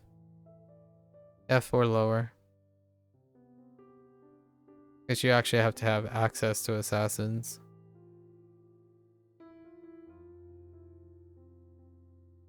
And then also not have an assassin just randomly jump you while you're doing things. Rations? Rations are okay. Rations A. The freeing the things, that's an A too.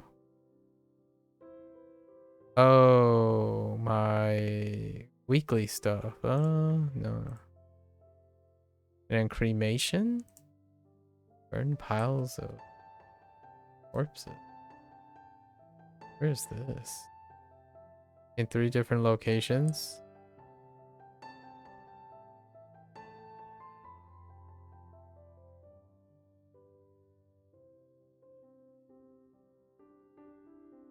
Pile of corpse. It's okay. That's like a B because of having to be in three different locations. Possibly a C if one is above ground, if they're a mix of above and below ground. How do we do this? We went this way, right?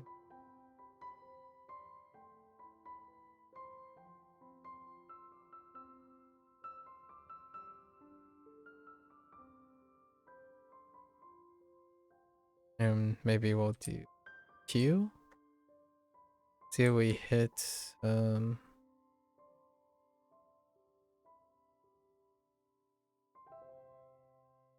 only did this ration thing once or twice. I think this way is pretty good.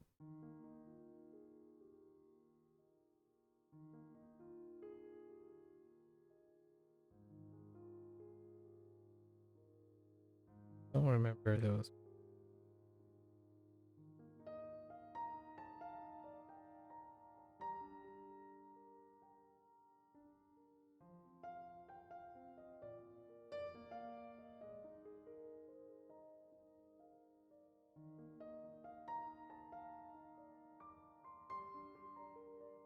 Like here. Like one more somewhere. Oh, it's like up here. Right? No, just kidding. And then there's 2 like in the corner over here.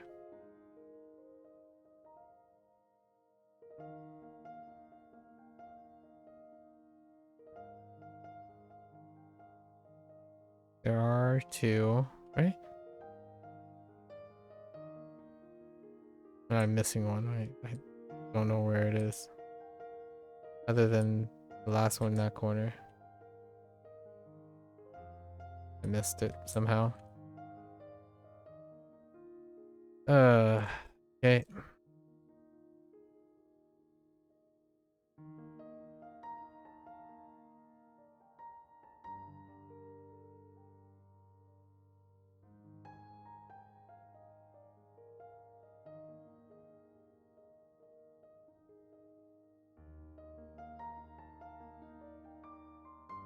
Oh, wait, no.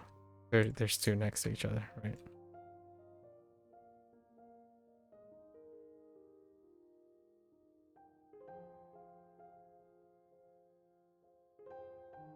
Alright. That's 100.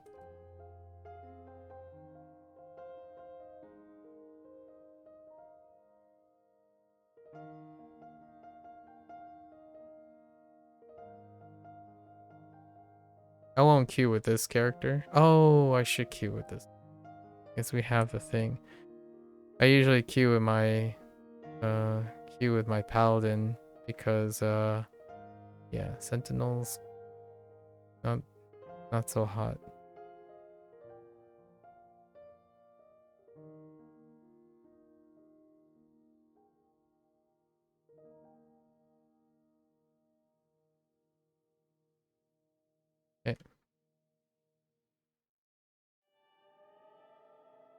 That's it. And then the rest is probably gonna be as uneventful as possible. So I will probably watch the D&D movie again before next week or something and talk about that. See if I can make some connections. Let's just queue in. I guess that's a tank.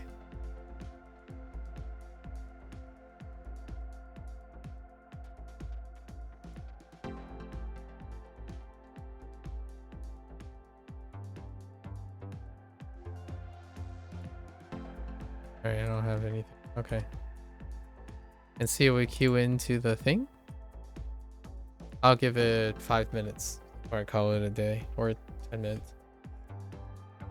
I'll give it 10 minutes. It's 1:32 right now.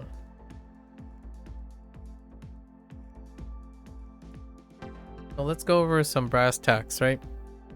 I really like the writing and the set piece. The set piece is great. And I can kind of see why they, instead of proliferating with more weeklies, right? The last thing is really cool. Honestly though,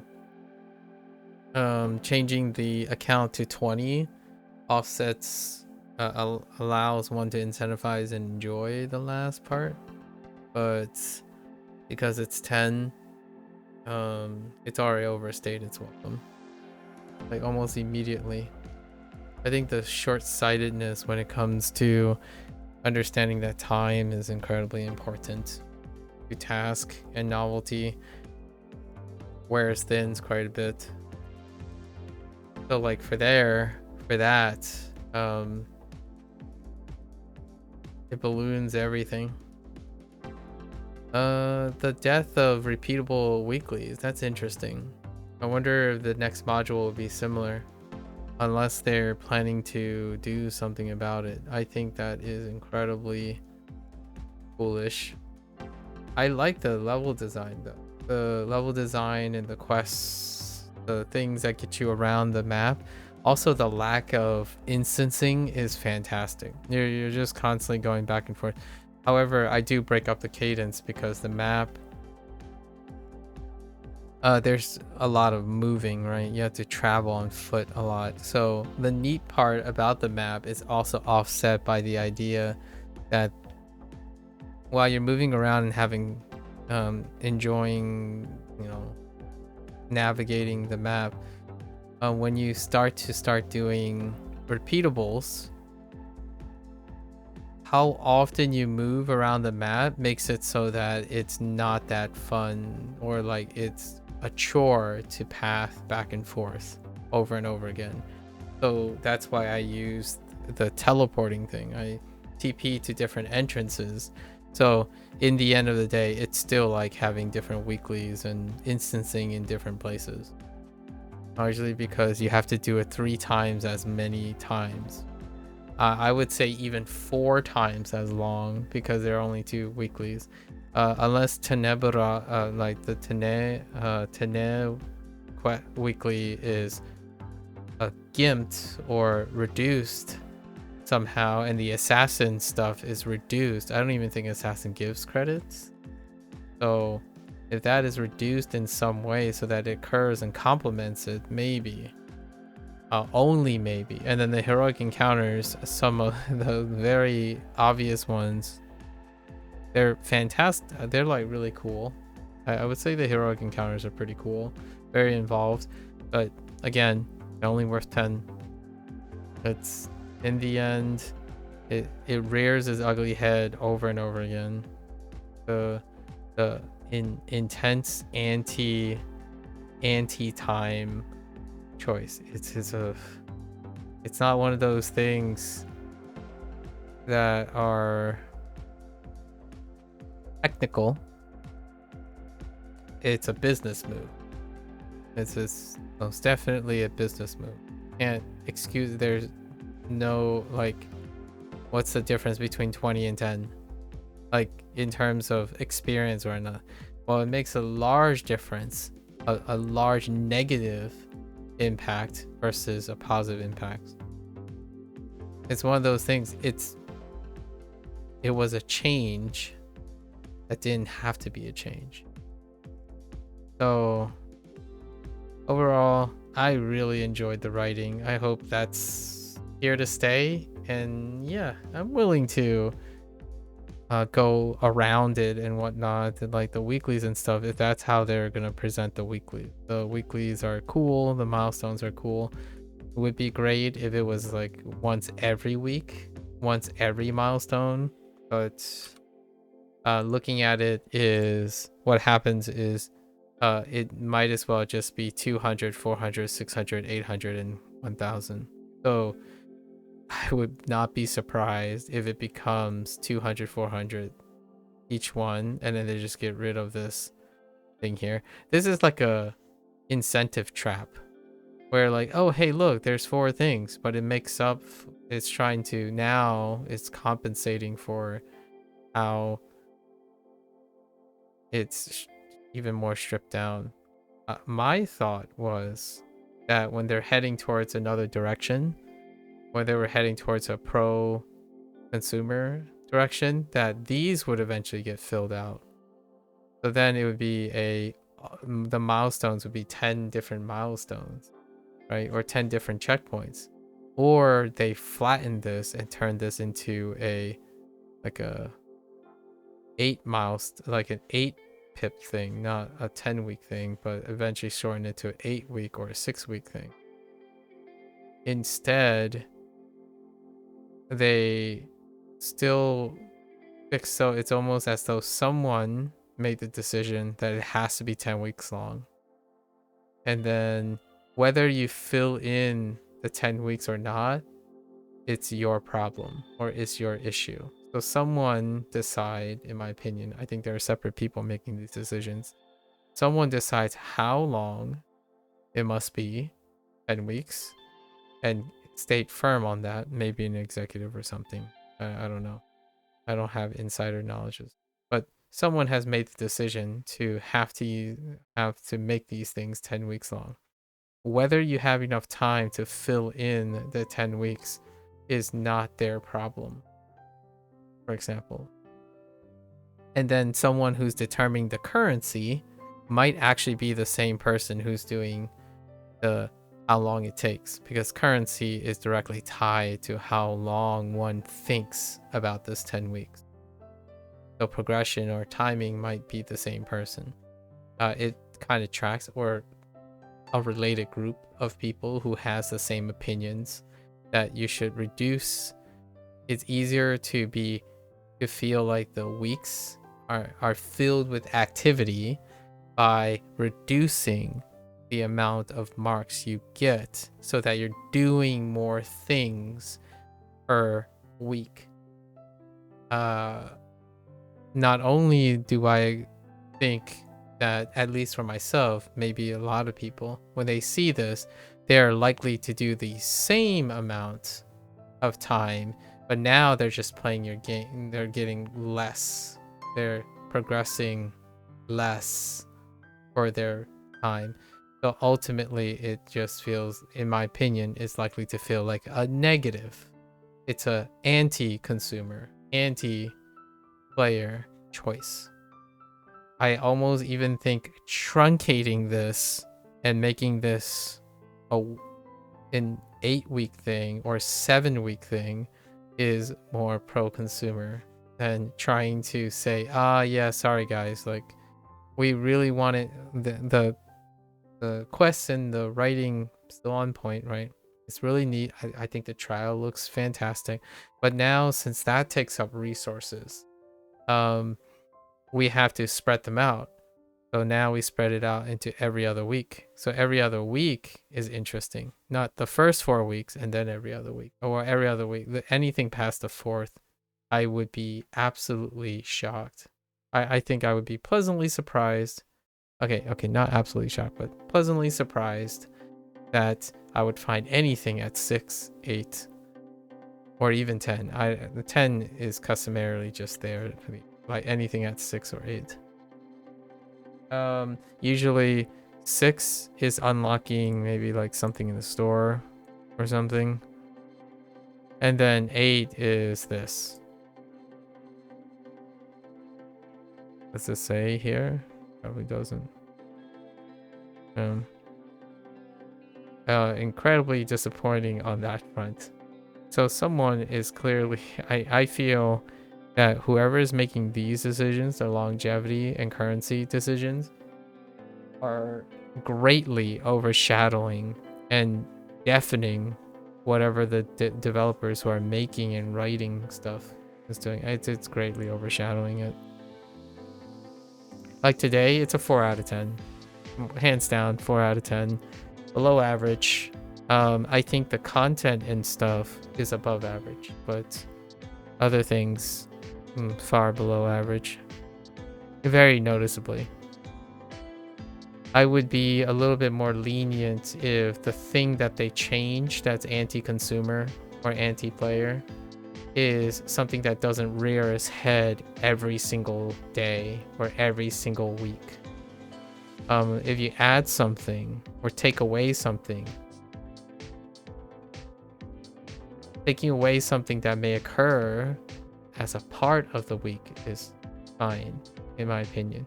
But it's strictly, yeah. So it's Defense of the Moon Dancer. I'm not even sure if I want to play this. I guess we'll finish this up. What? Why is this showing here? That's weird.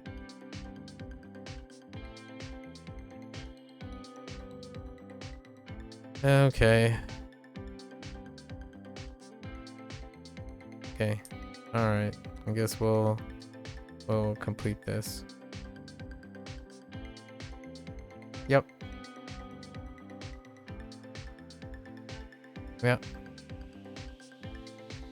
Not much to say. I think I said pretty much what I needed to say.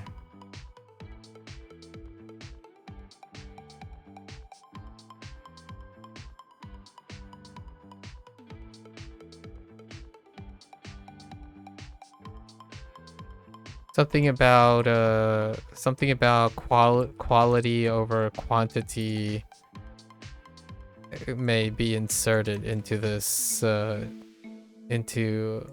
segment, but I haven't really thought about how to word it. Trying to focus on increasing the length by stretching limited, like trying to stretch limited content is far less appreciated than having the content stretch over an appropriate time. So content for an appropriate amount of time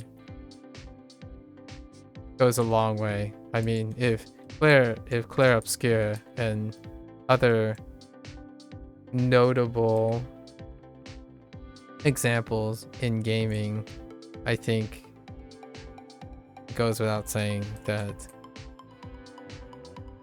I don't think people are that ignorant to when a developer group is possibly forced to stretch requirements. So I'm not entirely convinced it's a developer's choice here. It's a shame though.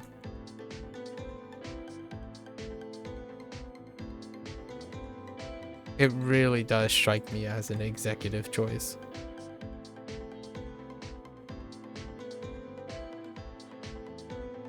Or it could be one of the developers and they're compliant. It's the consequence of being compliant.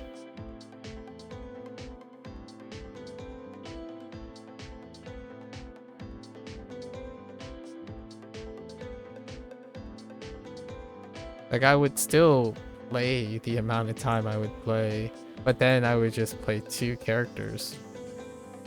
Like, I would play my other characters in that same time frame.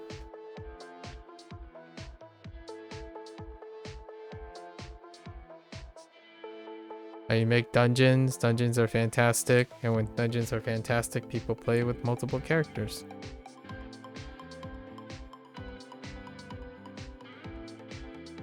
If you stretch the dungeon and make it nearly inaccessible, or stretch a trial and make it nearly inaccessible, then less people play it, and then over time, less and less. And those people eventually get to the point where there's nothing to play, so they leave. Like, you form a new baseline for your quality, right? Quality can trickle up and can trickle down. Quantity can trickle up and trickle down. It creates a new baseline for what to expect. So you could make an argument, well, okay, this is the new norm, right? The new norm. So in the next mod, they could backtrack on it, and technically that strategy also works. Like, oh, make a mod that is a huge stinker, and then hope to contrast that with something different. Like, oh, hey, I know our last one really sucked. Here's a new one, and we answered your thing. So that could be a strategy. I think that has been done before, for sure.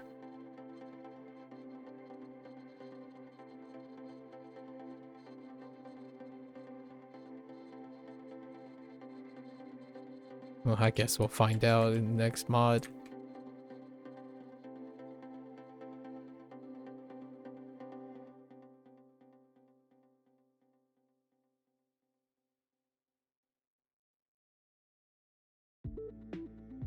Find out in the next mod. I'm more of a fan of live service developers that keep taking a few steps towards a big thing, right? So over time,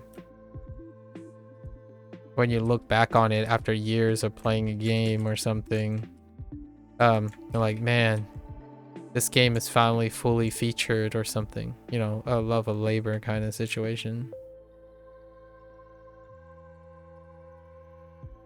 Or a labor of love kind of situation.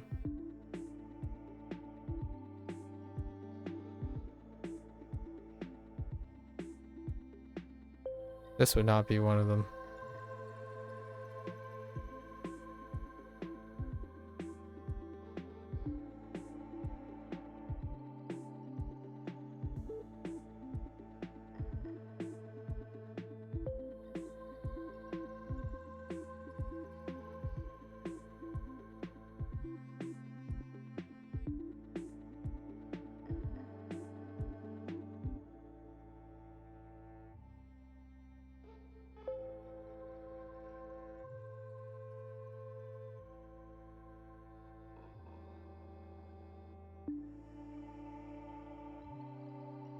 Yep.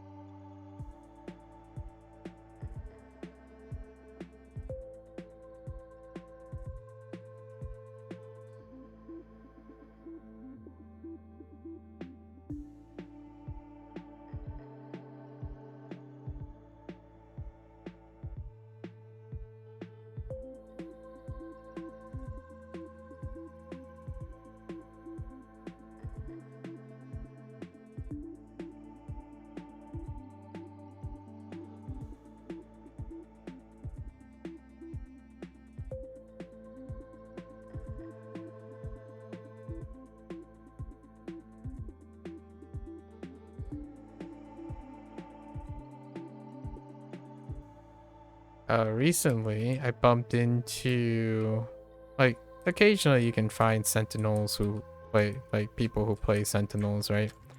And one of the most generic reasons, or like one of the most stereotypical behavior that demonstrates how unengaging playing a sentinel is that they would typically do a thing where oh, you put on something that gives you maybe like minimal aggro while you're running around. So all they do is run around the mob, like hit no buttons at all, no moves, no encounters.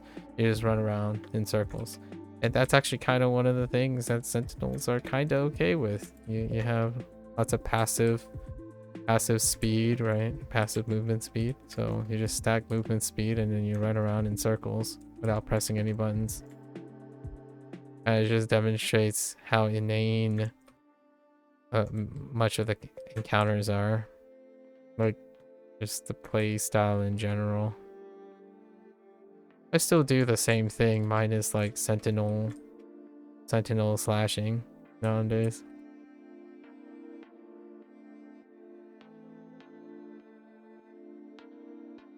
The reason I bring that up is I think one of the ideas behind the change and adjustment was to try to increase the diversity of tanking, and instead reduced the sentinel to even less options. You don't make a comment about, oh, don't worry, like a I know, a euphemism. It's like, oh, don't worry, we're gonna make other things in place of taking things away.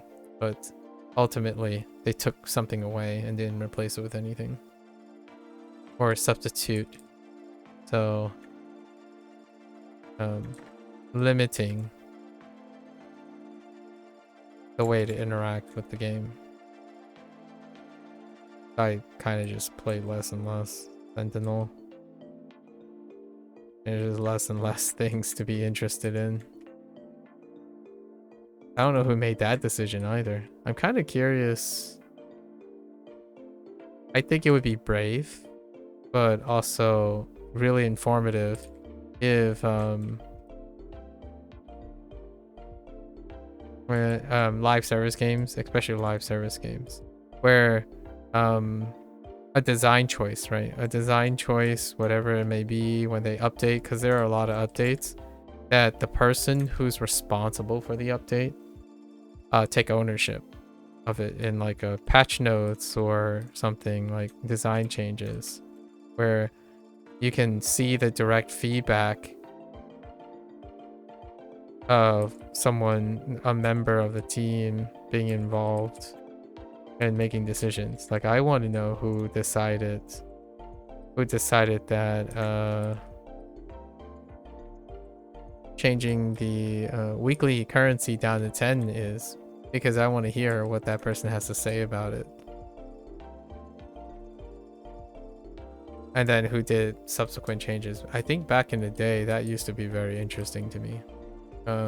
Where like, oh hey, there's this change to Blade Masters because so-and-so really likes his Blade Master gameplay. So this developer focuses quite a lot on doing the Blade Master stuff.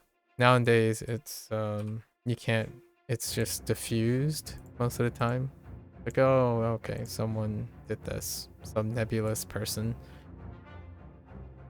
Kind of makes it so that, in my opinion, that person doesn't take accountability for their decision making. Like, oh hey, I think this is a great idea, and it stays closed up.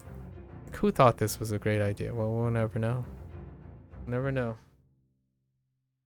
And because they're nebulous, the best method to not engage in this is to leave the game in general. And then obviously the other alternative or consequence of this is to blame the entire organization. You blame the entire group instead of having one person or any member of the group be responsible for making decisions that are unfavorable. I think it works both ways, holding accountability for design choices that are unfavorable, and then also holding players accountable for being competent enough to participate, right? Not project their own personal design choices, but to actually actively make comments towards a person who's responsible for decision making. I think live service kind of deflates that quite a lot in both ways because it's a working relationship. I had like a long digression about today about the difference between a long-standing professional relationship versus the hyper optimized perspective of internet culture nowadays with their relationship with the people who create things versus the people who consumes those creations. And a lot of times live service is the gold standard now to understanding or emphasizing how important it is to maintain a long-term professional relationship between the community that consumes your content versus a one-off, right? You release the game, you wash your hand of it, and you move on. I think this one it's inconsequential, I suppose, to people who expect that once they finish this, they just leave the game.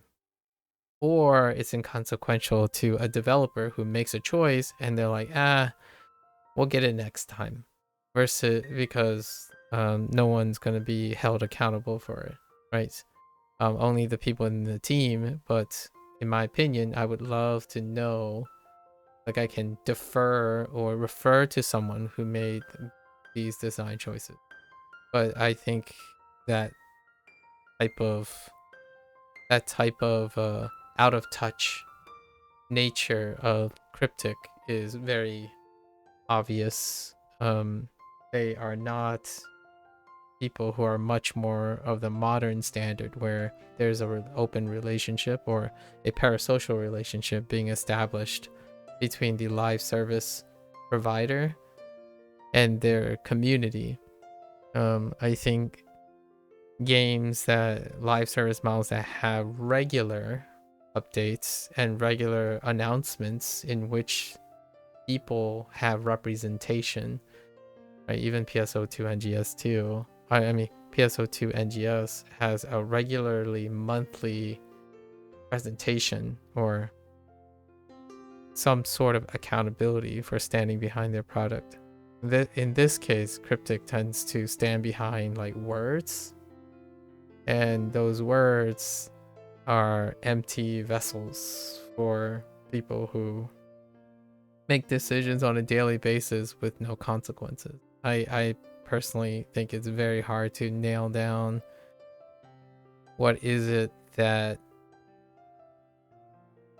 explains some of these decisions regarding how to encourage players to play the content, right? This is not it. But maybe that's too much of a hot take. I think we'll see where they go from now on. Next week, I might be able to glean what this is. But then we'll find out the following week. But yeah, something to think about. Again, I complete weekly hauls. Less than 3 hours. Usually I try not to talk, not to exceed 3 hours now because it's bootstrapping, do the same thing. So I usually pick up a nice movie, maybe watch the D&D movie while I'm going through my other tunes. That's kind of how I interact with live service. I'm particularly invested in developers that have presence and then publishers that like to enable developers to have presence, because that's when you can trust the product or you can find sentimentalism behind a product. I play Neverwinter as a way to unwind and vibe, I suppose, while watching and consuming other things. I watch like the announcement stuff from PSO2. I go to their site and look at updates. Same to Neverwinter. Whenever there's like a patch notes, I look over the patch notes. However, there isn't that impression of the person writing the patch notes is in some way connected with the people who are making the patching and whatnot. So it's kind of a little disjointed experience. Otherwise, the stuff that I really get into are, playing Clair Obscura. And then I'm just digging for like interviews and stuff, because it's awesome that certain other developers have the passion to impart their wisdom and their motivation behind their products. Live service seems like you have a mixed bag. I think one of the mixed bags are it can feel like every day is a treat or a very similar treat, or what will they do next? No Man's Sky, for example. And that's not even a live service. It's like live service adjacent. You know, that type of thing. Or you have that you can't quite put your finger on it, but it feels soulless. Like there's no more soul in, or no personality anymore in the stuff. It's business as usual. You eat your same dish or sip your same coffee without an interest in slowly embellishing that coffee. So then live service feels more like a mechanical routine than something you look forward to. And I typically couple it with something else. So when I play Neverwinter or get into like if I have to queue for the day, I am also currently doing something that I enjoy or look forward to in the day, like reading news, listening to a podcast. That's kind of how I offset. I don't think particularly something in Neverwinter that catches my eyes. Hearthstone is another example of a live service game, and I play something, and then eventually I play a season, and then their season will eventually optimize and get used to the season. And when that happens, a new season rolls around, and that is what you look forward to. You look forward to what will they do next, because it still genuinely feels like they're knowing that have a more impressionable way of demonstrating that, hey, we still like making mechanics and stuff. Here there are choices being made that is independent of mechanics. Doesn't really matter how long your story is or how short your story is. Some of the changes are befuddling, like looting got changed in my opinion in an anti-consumer way. The way tiering drops got even more exacerbated, right?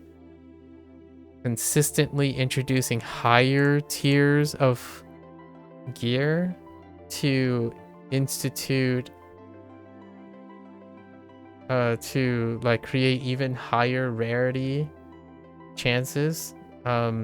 This type of stuff reminds me of systems now that exist where a loot box contains a loot box in which then you get a chance to get the thing you have. So you have to open a loot box to get another loot box in which you can get a chance at the item.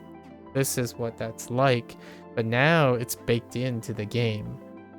Now you have everything where it's a chance of a chance of a chance. And the last time I remember doing this was in a Korean MMO, where it's a chance for a chance. And that, in my opinion, is a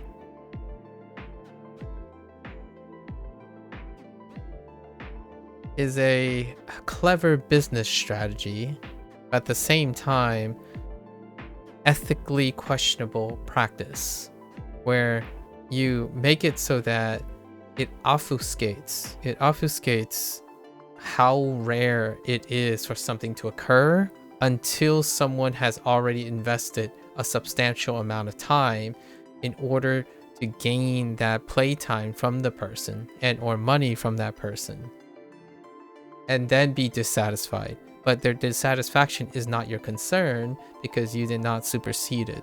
You believe that if you make it complicated enough, a chance, having multiple currencies lead to a chance, which then that chance leads to another chance, in which it leads to multiple materials that lead to the ultimate chance, the more steps and complicated that is, that to me is a business move. It's not a content move. So here, this is probably my biggest gripe, where they continue to expand the excuse, whoever it is, the excuse to introduce rarer and rarer chances upon chances. And I think that's, I mean, overall, it doesn't really affect me, because if I don't try to get these things, it doesn't impact my playtime, right? It certainly does reflect poorly on a developer group as a whole.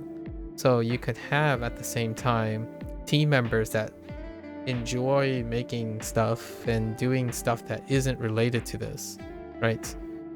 Unless it's the same team member, then you can't know, because Cryptic doesn't have faces and they don't have accountability for that. Like, did the person who made this gear, who's responsible for this gear, also decided how it's distributed? I don't think so.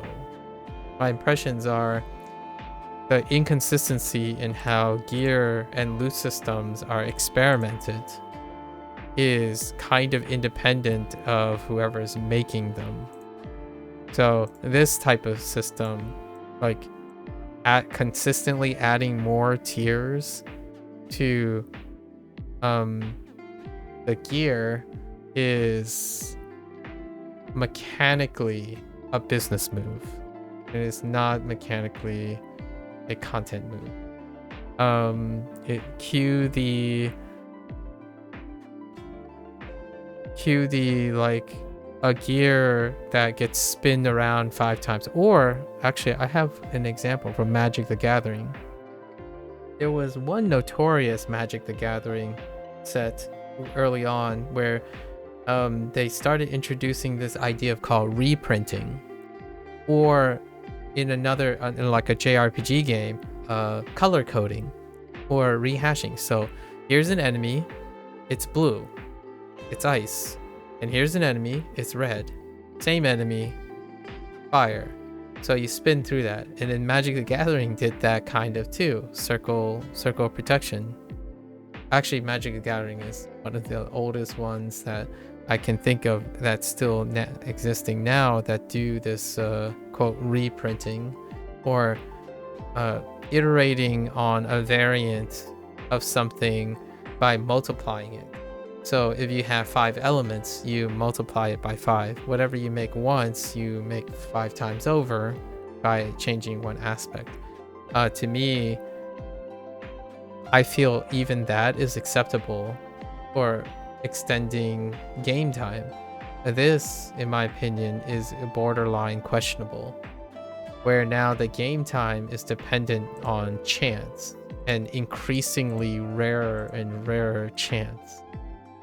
Not only do you have a rare chance of completing the trial or even participating in the trial, you're now, in my opinion, finding it reasonable to make those who are actually successful less successful at getting the thing, to increase their playtime overall. So I don't know where we're gonna go from here, but honestly, they've already entered the area, whoever the executive is. I'm guessing there's an exec that is responsible for loot box tactics and Zen tactics. There's already evidence in the store in this game that you get a loot box, you get rewards that lead to loot boxes, which require to open to get the loot you have, but occasionally those loot boxes open into loot boxes that are still random chance. It is a very successful tactic, and possibly not self-destructive, when you run a game like World of Tanks or something, where there is a thriving player base. In fact, I think it's just outright pay to win for that case. And I don't say pay to win too often, but their loot box system is that the best things are in those loot boxes. So they're not beating around the bush. Like I don't think it's they didn't came out to say that they're not pay to win, right? But this game, it might be as play to win as possible. Maybe that's the whole point. Like, oh, we need to balance the Zen store with the feeling of play to win, right? You're playing to win. However, playing to win costs something else, and I personally believe that costs way more than money, and that's time. And time with content that is done in a manner that the actual obstacle of achieving how much time you have is getting some virtual item at the cost of exponential increase in time. I would say at least exponential, or no, okay, a little softened. Multiplicative amount of time. For me, I think that's even more valuable than paying to win. In fact, if these things are placed on the Zen store, I'm okay with that. Like if I had to choose between spending like the emotional baggage, the obligations, even the lackluster feeling of constantly missing your loot rolls, or buying it by exchanging that time that I used to acquire the money to buy it, yeah, you're definitely making a strong case for that. In fact, I think another great business move, which I hope I don't see, I hope I don't, I'm not right about this. If you start selling more things that can alter the way your chances of getting these things, like special keys that allow you to re-roll the chest now. And by the way, in this trial, you can't re-roll the chest. So if you decide to go to your Zen store and add keys that allow you to re-roll the chest for these things, then yeah, it's a fantastic business move. It's also arguably incredibly scummy already, but doing this is already very questionable. But I can see it. It is a pragmatic way to increase game time or money. So when you constantly increase tier sets and rarities, it makes for natural business moves to have a Zen store, to bolster or accompany that. What's a great example of that? Having artifacts that are simply S tier now, or super S tier, or having your loot boxes now contain quote unquote super S tier things, right? I mean, it's not necessary to be successful, obviously, or enjoy the game and whatnot, but that's where it's harder and harder to make a rationale for this being not a quantity of time and or purchase out of convenience game forward. Yeah, I really like to believe that the way loot is distributed is not heading in this like it's gonna be take a back step from this direction. I think this was okay. This stayed the same, right? And then this was fantastic. Actually, these two were okay. These two were pretty okay. It was a great step towards how to distribute, and then something happened here. Someone else is in charge. I feel like there was a team change. I don't understand this at all. So, or I understand it from a business standpoint. I don't understand it from a design standpoint. Like, so the next time when you're making this gear and stuff, and you just see this blank page on most of your players. In fact, I might actually even think whoever is doing the collections can collect enough data to demonstrate how successful these gear pieces are. What I mean by that is, if you data mine the collections of your existing players, and it's clear that it's dipping or the odds are too low, which I think is probably true about this module, the next module is going to take a back step from this.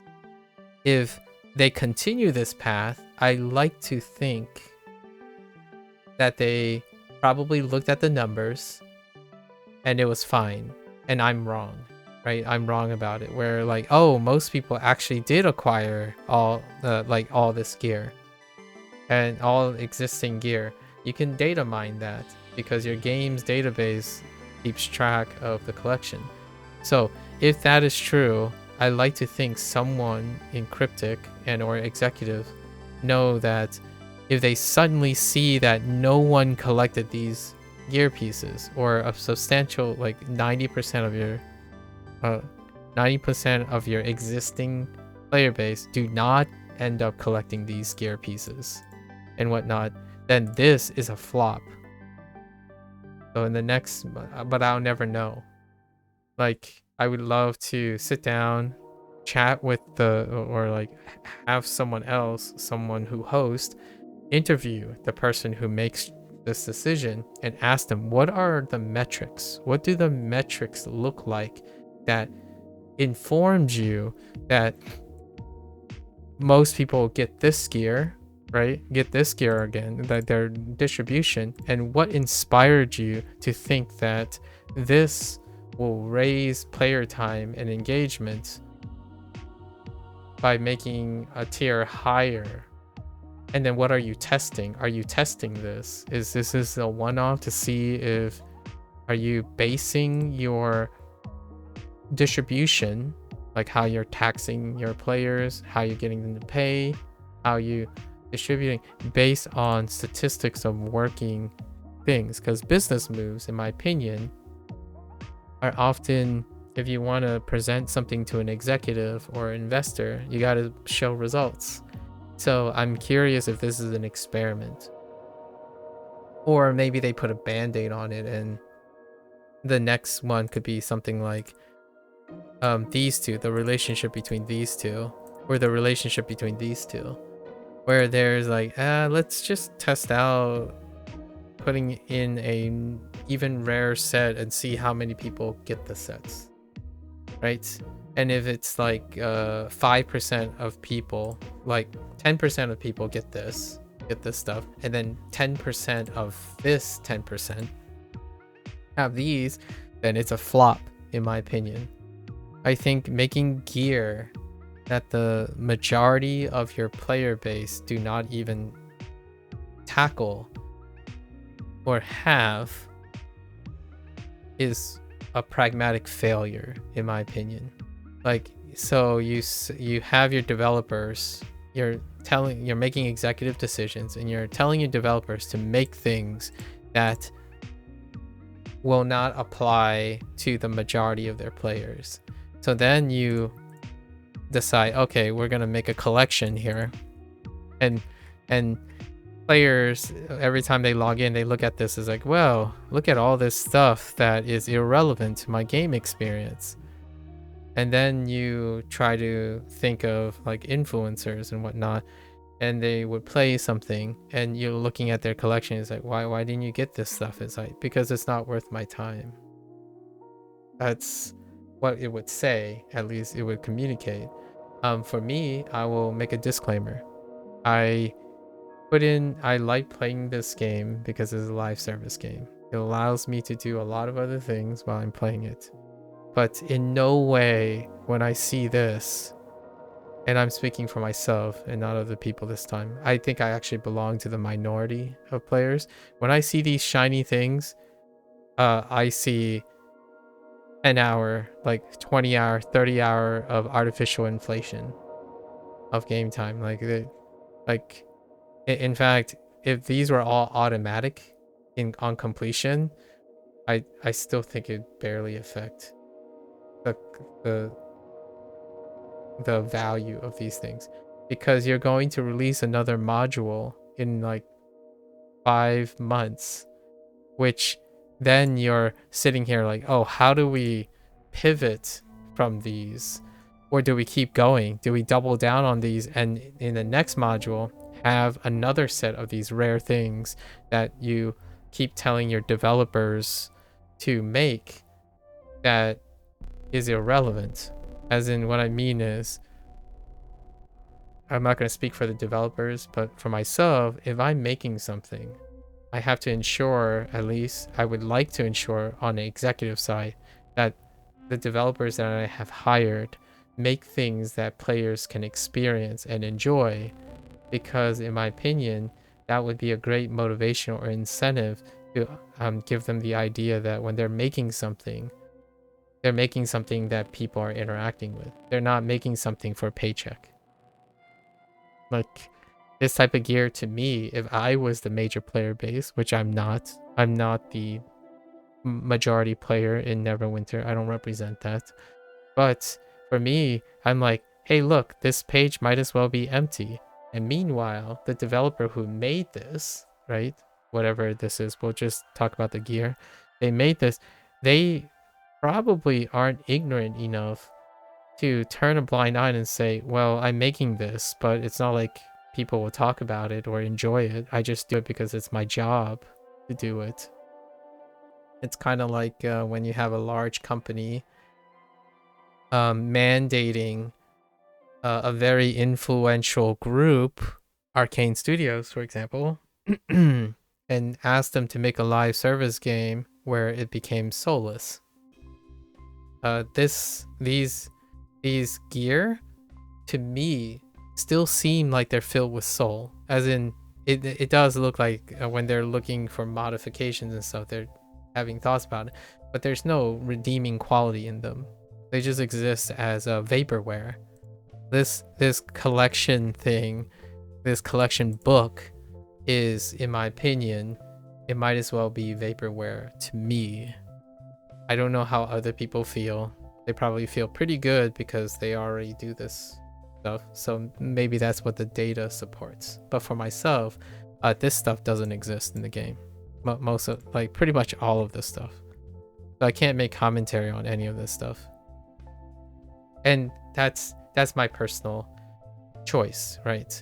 Like, I'm going to finish this module. I'm going to complete what's offered in the campaign and not see any of this stuff at all.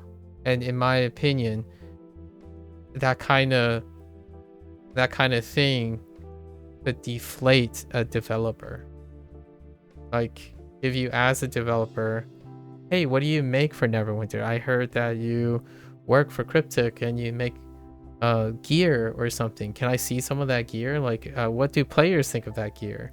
And my only thought is, if you made something like this, do players even like thank you for it, or do players even think it's exciting?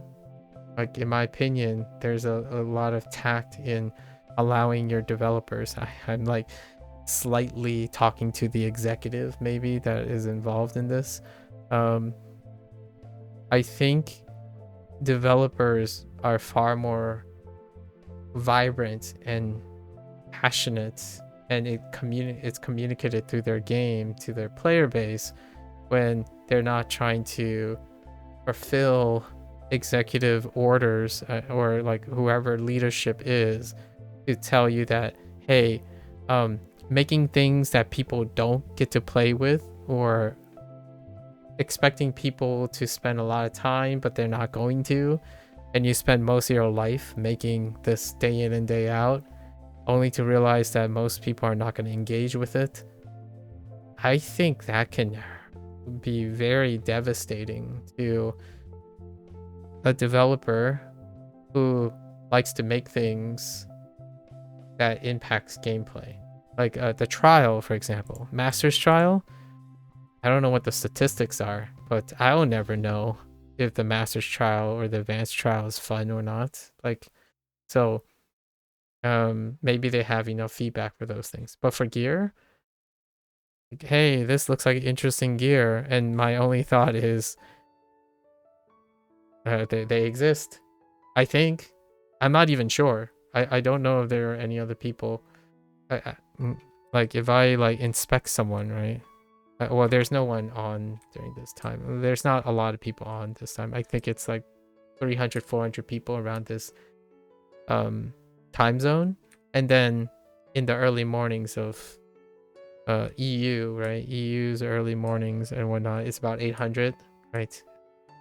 Maybe like, yeah, 800, 900. So then it kind of averages out. It's dipping a little bit below like 600 to 700 average for people who log into Steam, of course. So my first thought is, yeah, sure, they exist. I haven't seen them exist in a while, by the way, during my time frame. So when I'm like looking at another player, I have not seen any of this. And what I do see is everything else that works. So I see tons of this, like tons of Mountain of Flames. In fact, I still see calls for advanced layer of the Mad Dragon, and also the Dread Sanctum, and I still see calls for the Imperial Citadel. This non-existent, but hear me out.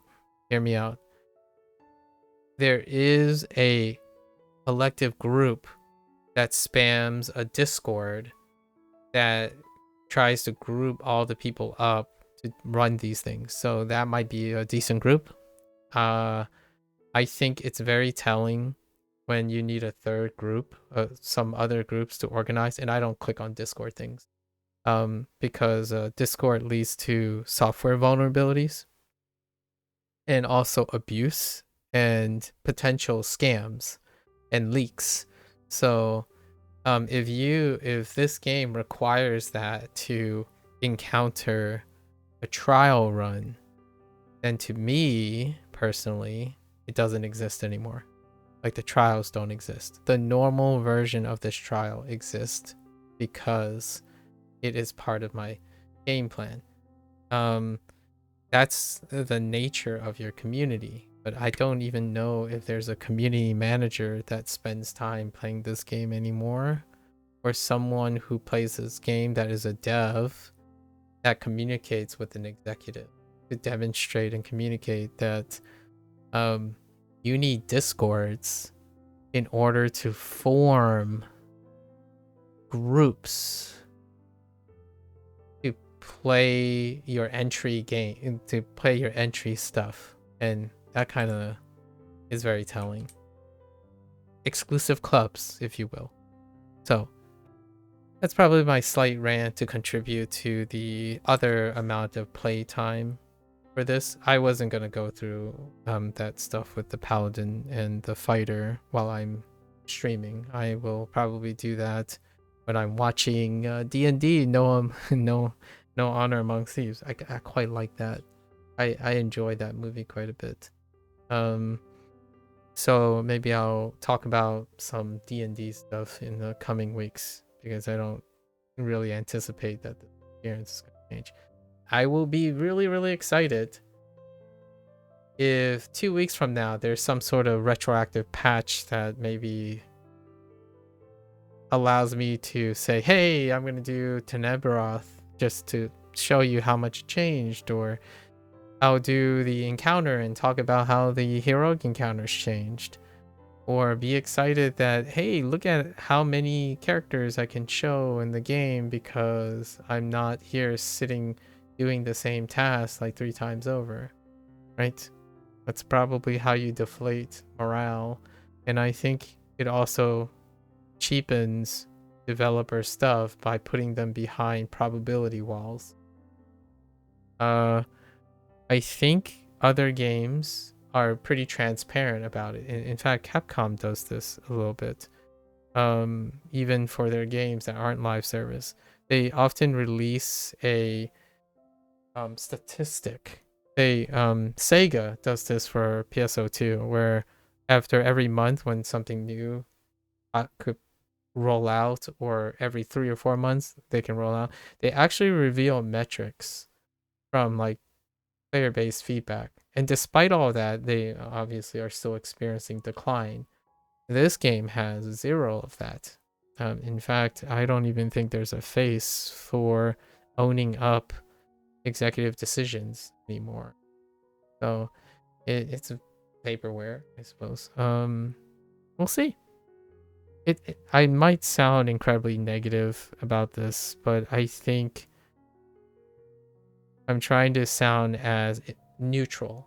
Like, it's not very an emotional point. This is live service. This is a particular approach to live service that in various cases have succeeded.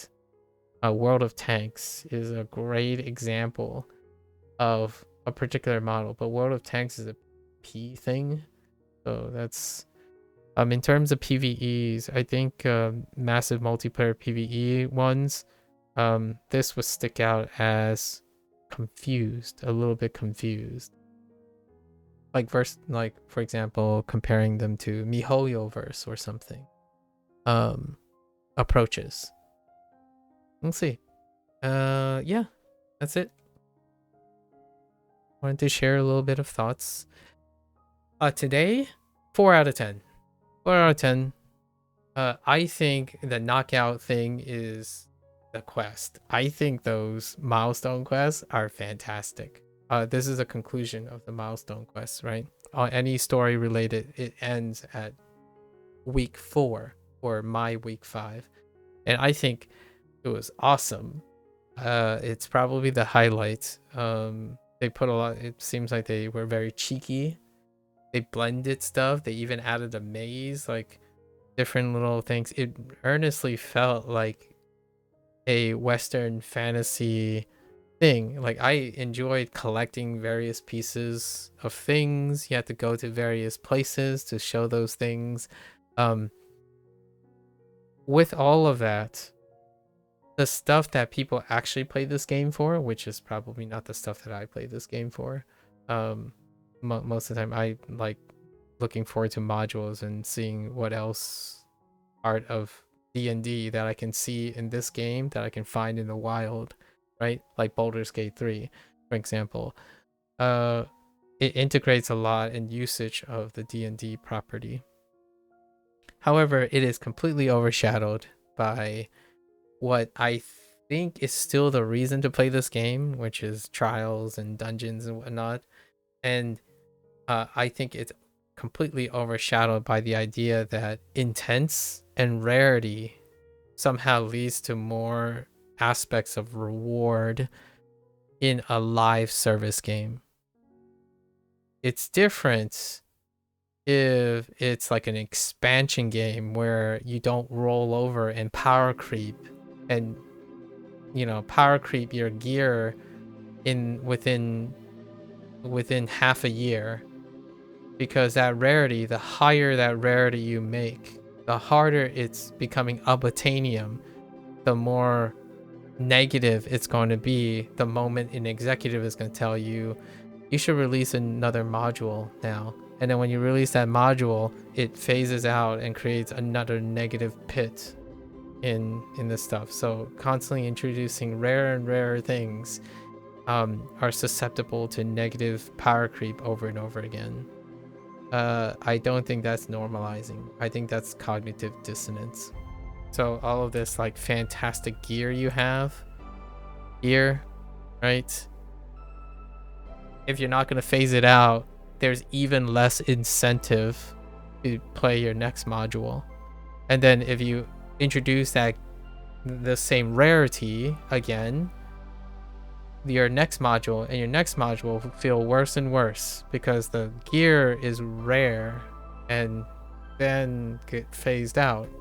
So you're stuck with either you try to pivot and offer different type of gear so they don't overlap with the current gear, but then that triples the amount of time players are playing with the notion that this sucks. This like this rarity sucks. And it's kind of a mixed bag of old World of Warcraft with a failure to understand modern live service games. They get like a double whammy. I'm looking forward to seeing. I'm already looking forward to the next one. This is like technically the tentative conclusion of week 5 is the tentative conclusion for what I typically have to say about the content, because the content kind of ends at week 5, technically the week 4 milestone. There's nothing else. There's not much to say else. The rest is business. They're business moves, like how to bootstrap resources. So I don't imagine those things change. I think those things are very agreeable to whoever is mandating that how long this playtime should be, right? These stuff will not change at all. And they're not feeling. These are void of soul. There's no creative passion behind this, in my opinion. There's very little creative passion. So consider this the end of the part where I actually talk about the game so much so. And in the next 5 weeks, right, week 6 through 10, I will probably talk about random live service things or other games that are coming about, maybe even games that will ultimately replace Neverwinter for me. But for now, I do this because I look forward to the first 5 weeks. I actually really do honestly look forward to every new module. I talk to people about the module quite a bit. It's a labor, and sometimes I want to say it's a labor of love, but I don't feel that this was communicated in the pro player choice things. The other stuff, the map and the content and the voice, labor of love, like absolute labor of love. Yep. All right, folks, there you have it. I'll be back next week during reset, talking about a random topic, maybe some games that are competing for this space. I'm not sure what they're competing for. I'll try to think about it. Peruse around to see what other MMO games, like Western fantasy games, that are available that have since switched to live service, or maybe games that haven't, outside of like World of Warcraft, of course. Yeah, maybe that'll be an interesting topic for next week. Until then, you're more than welcome to chime in, tell me your experience, share. We can even exchange some coffee table talk while I go about this. I think that's what I enjoy about live service games. You can chit chat, exchange anecdotes, because when people play live service games, they played it for a very long time, right? Oftentimes quite a long time. And it gives me an excellent platform or opportunity to talk about lifestyle choices and decision making, investments, savings, the difference between saving mindset and investment mindset, and how one negotiates getting catharsis from repetitious habit formation, like tasks, while coupling with productive tasks. I use this moment now, starting now and later for the next 5 weeks, as a way to meditate and chat with other people who have opinions and whatnot. So feel free to stop on by and exchange whatever. I will probably talk about language learning and whatnot from time to time, because that's what I'm currently doing in my current lifestyle. Anyways, there you have it. Open invitation. Good luck, everyone. I'll catch you next Monday if you're interested. Take care, stay safe, stay happy, or try to stay happy, take care. Stay safe, and I'll catch you guys on the next one. Bye bye.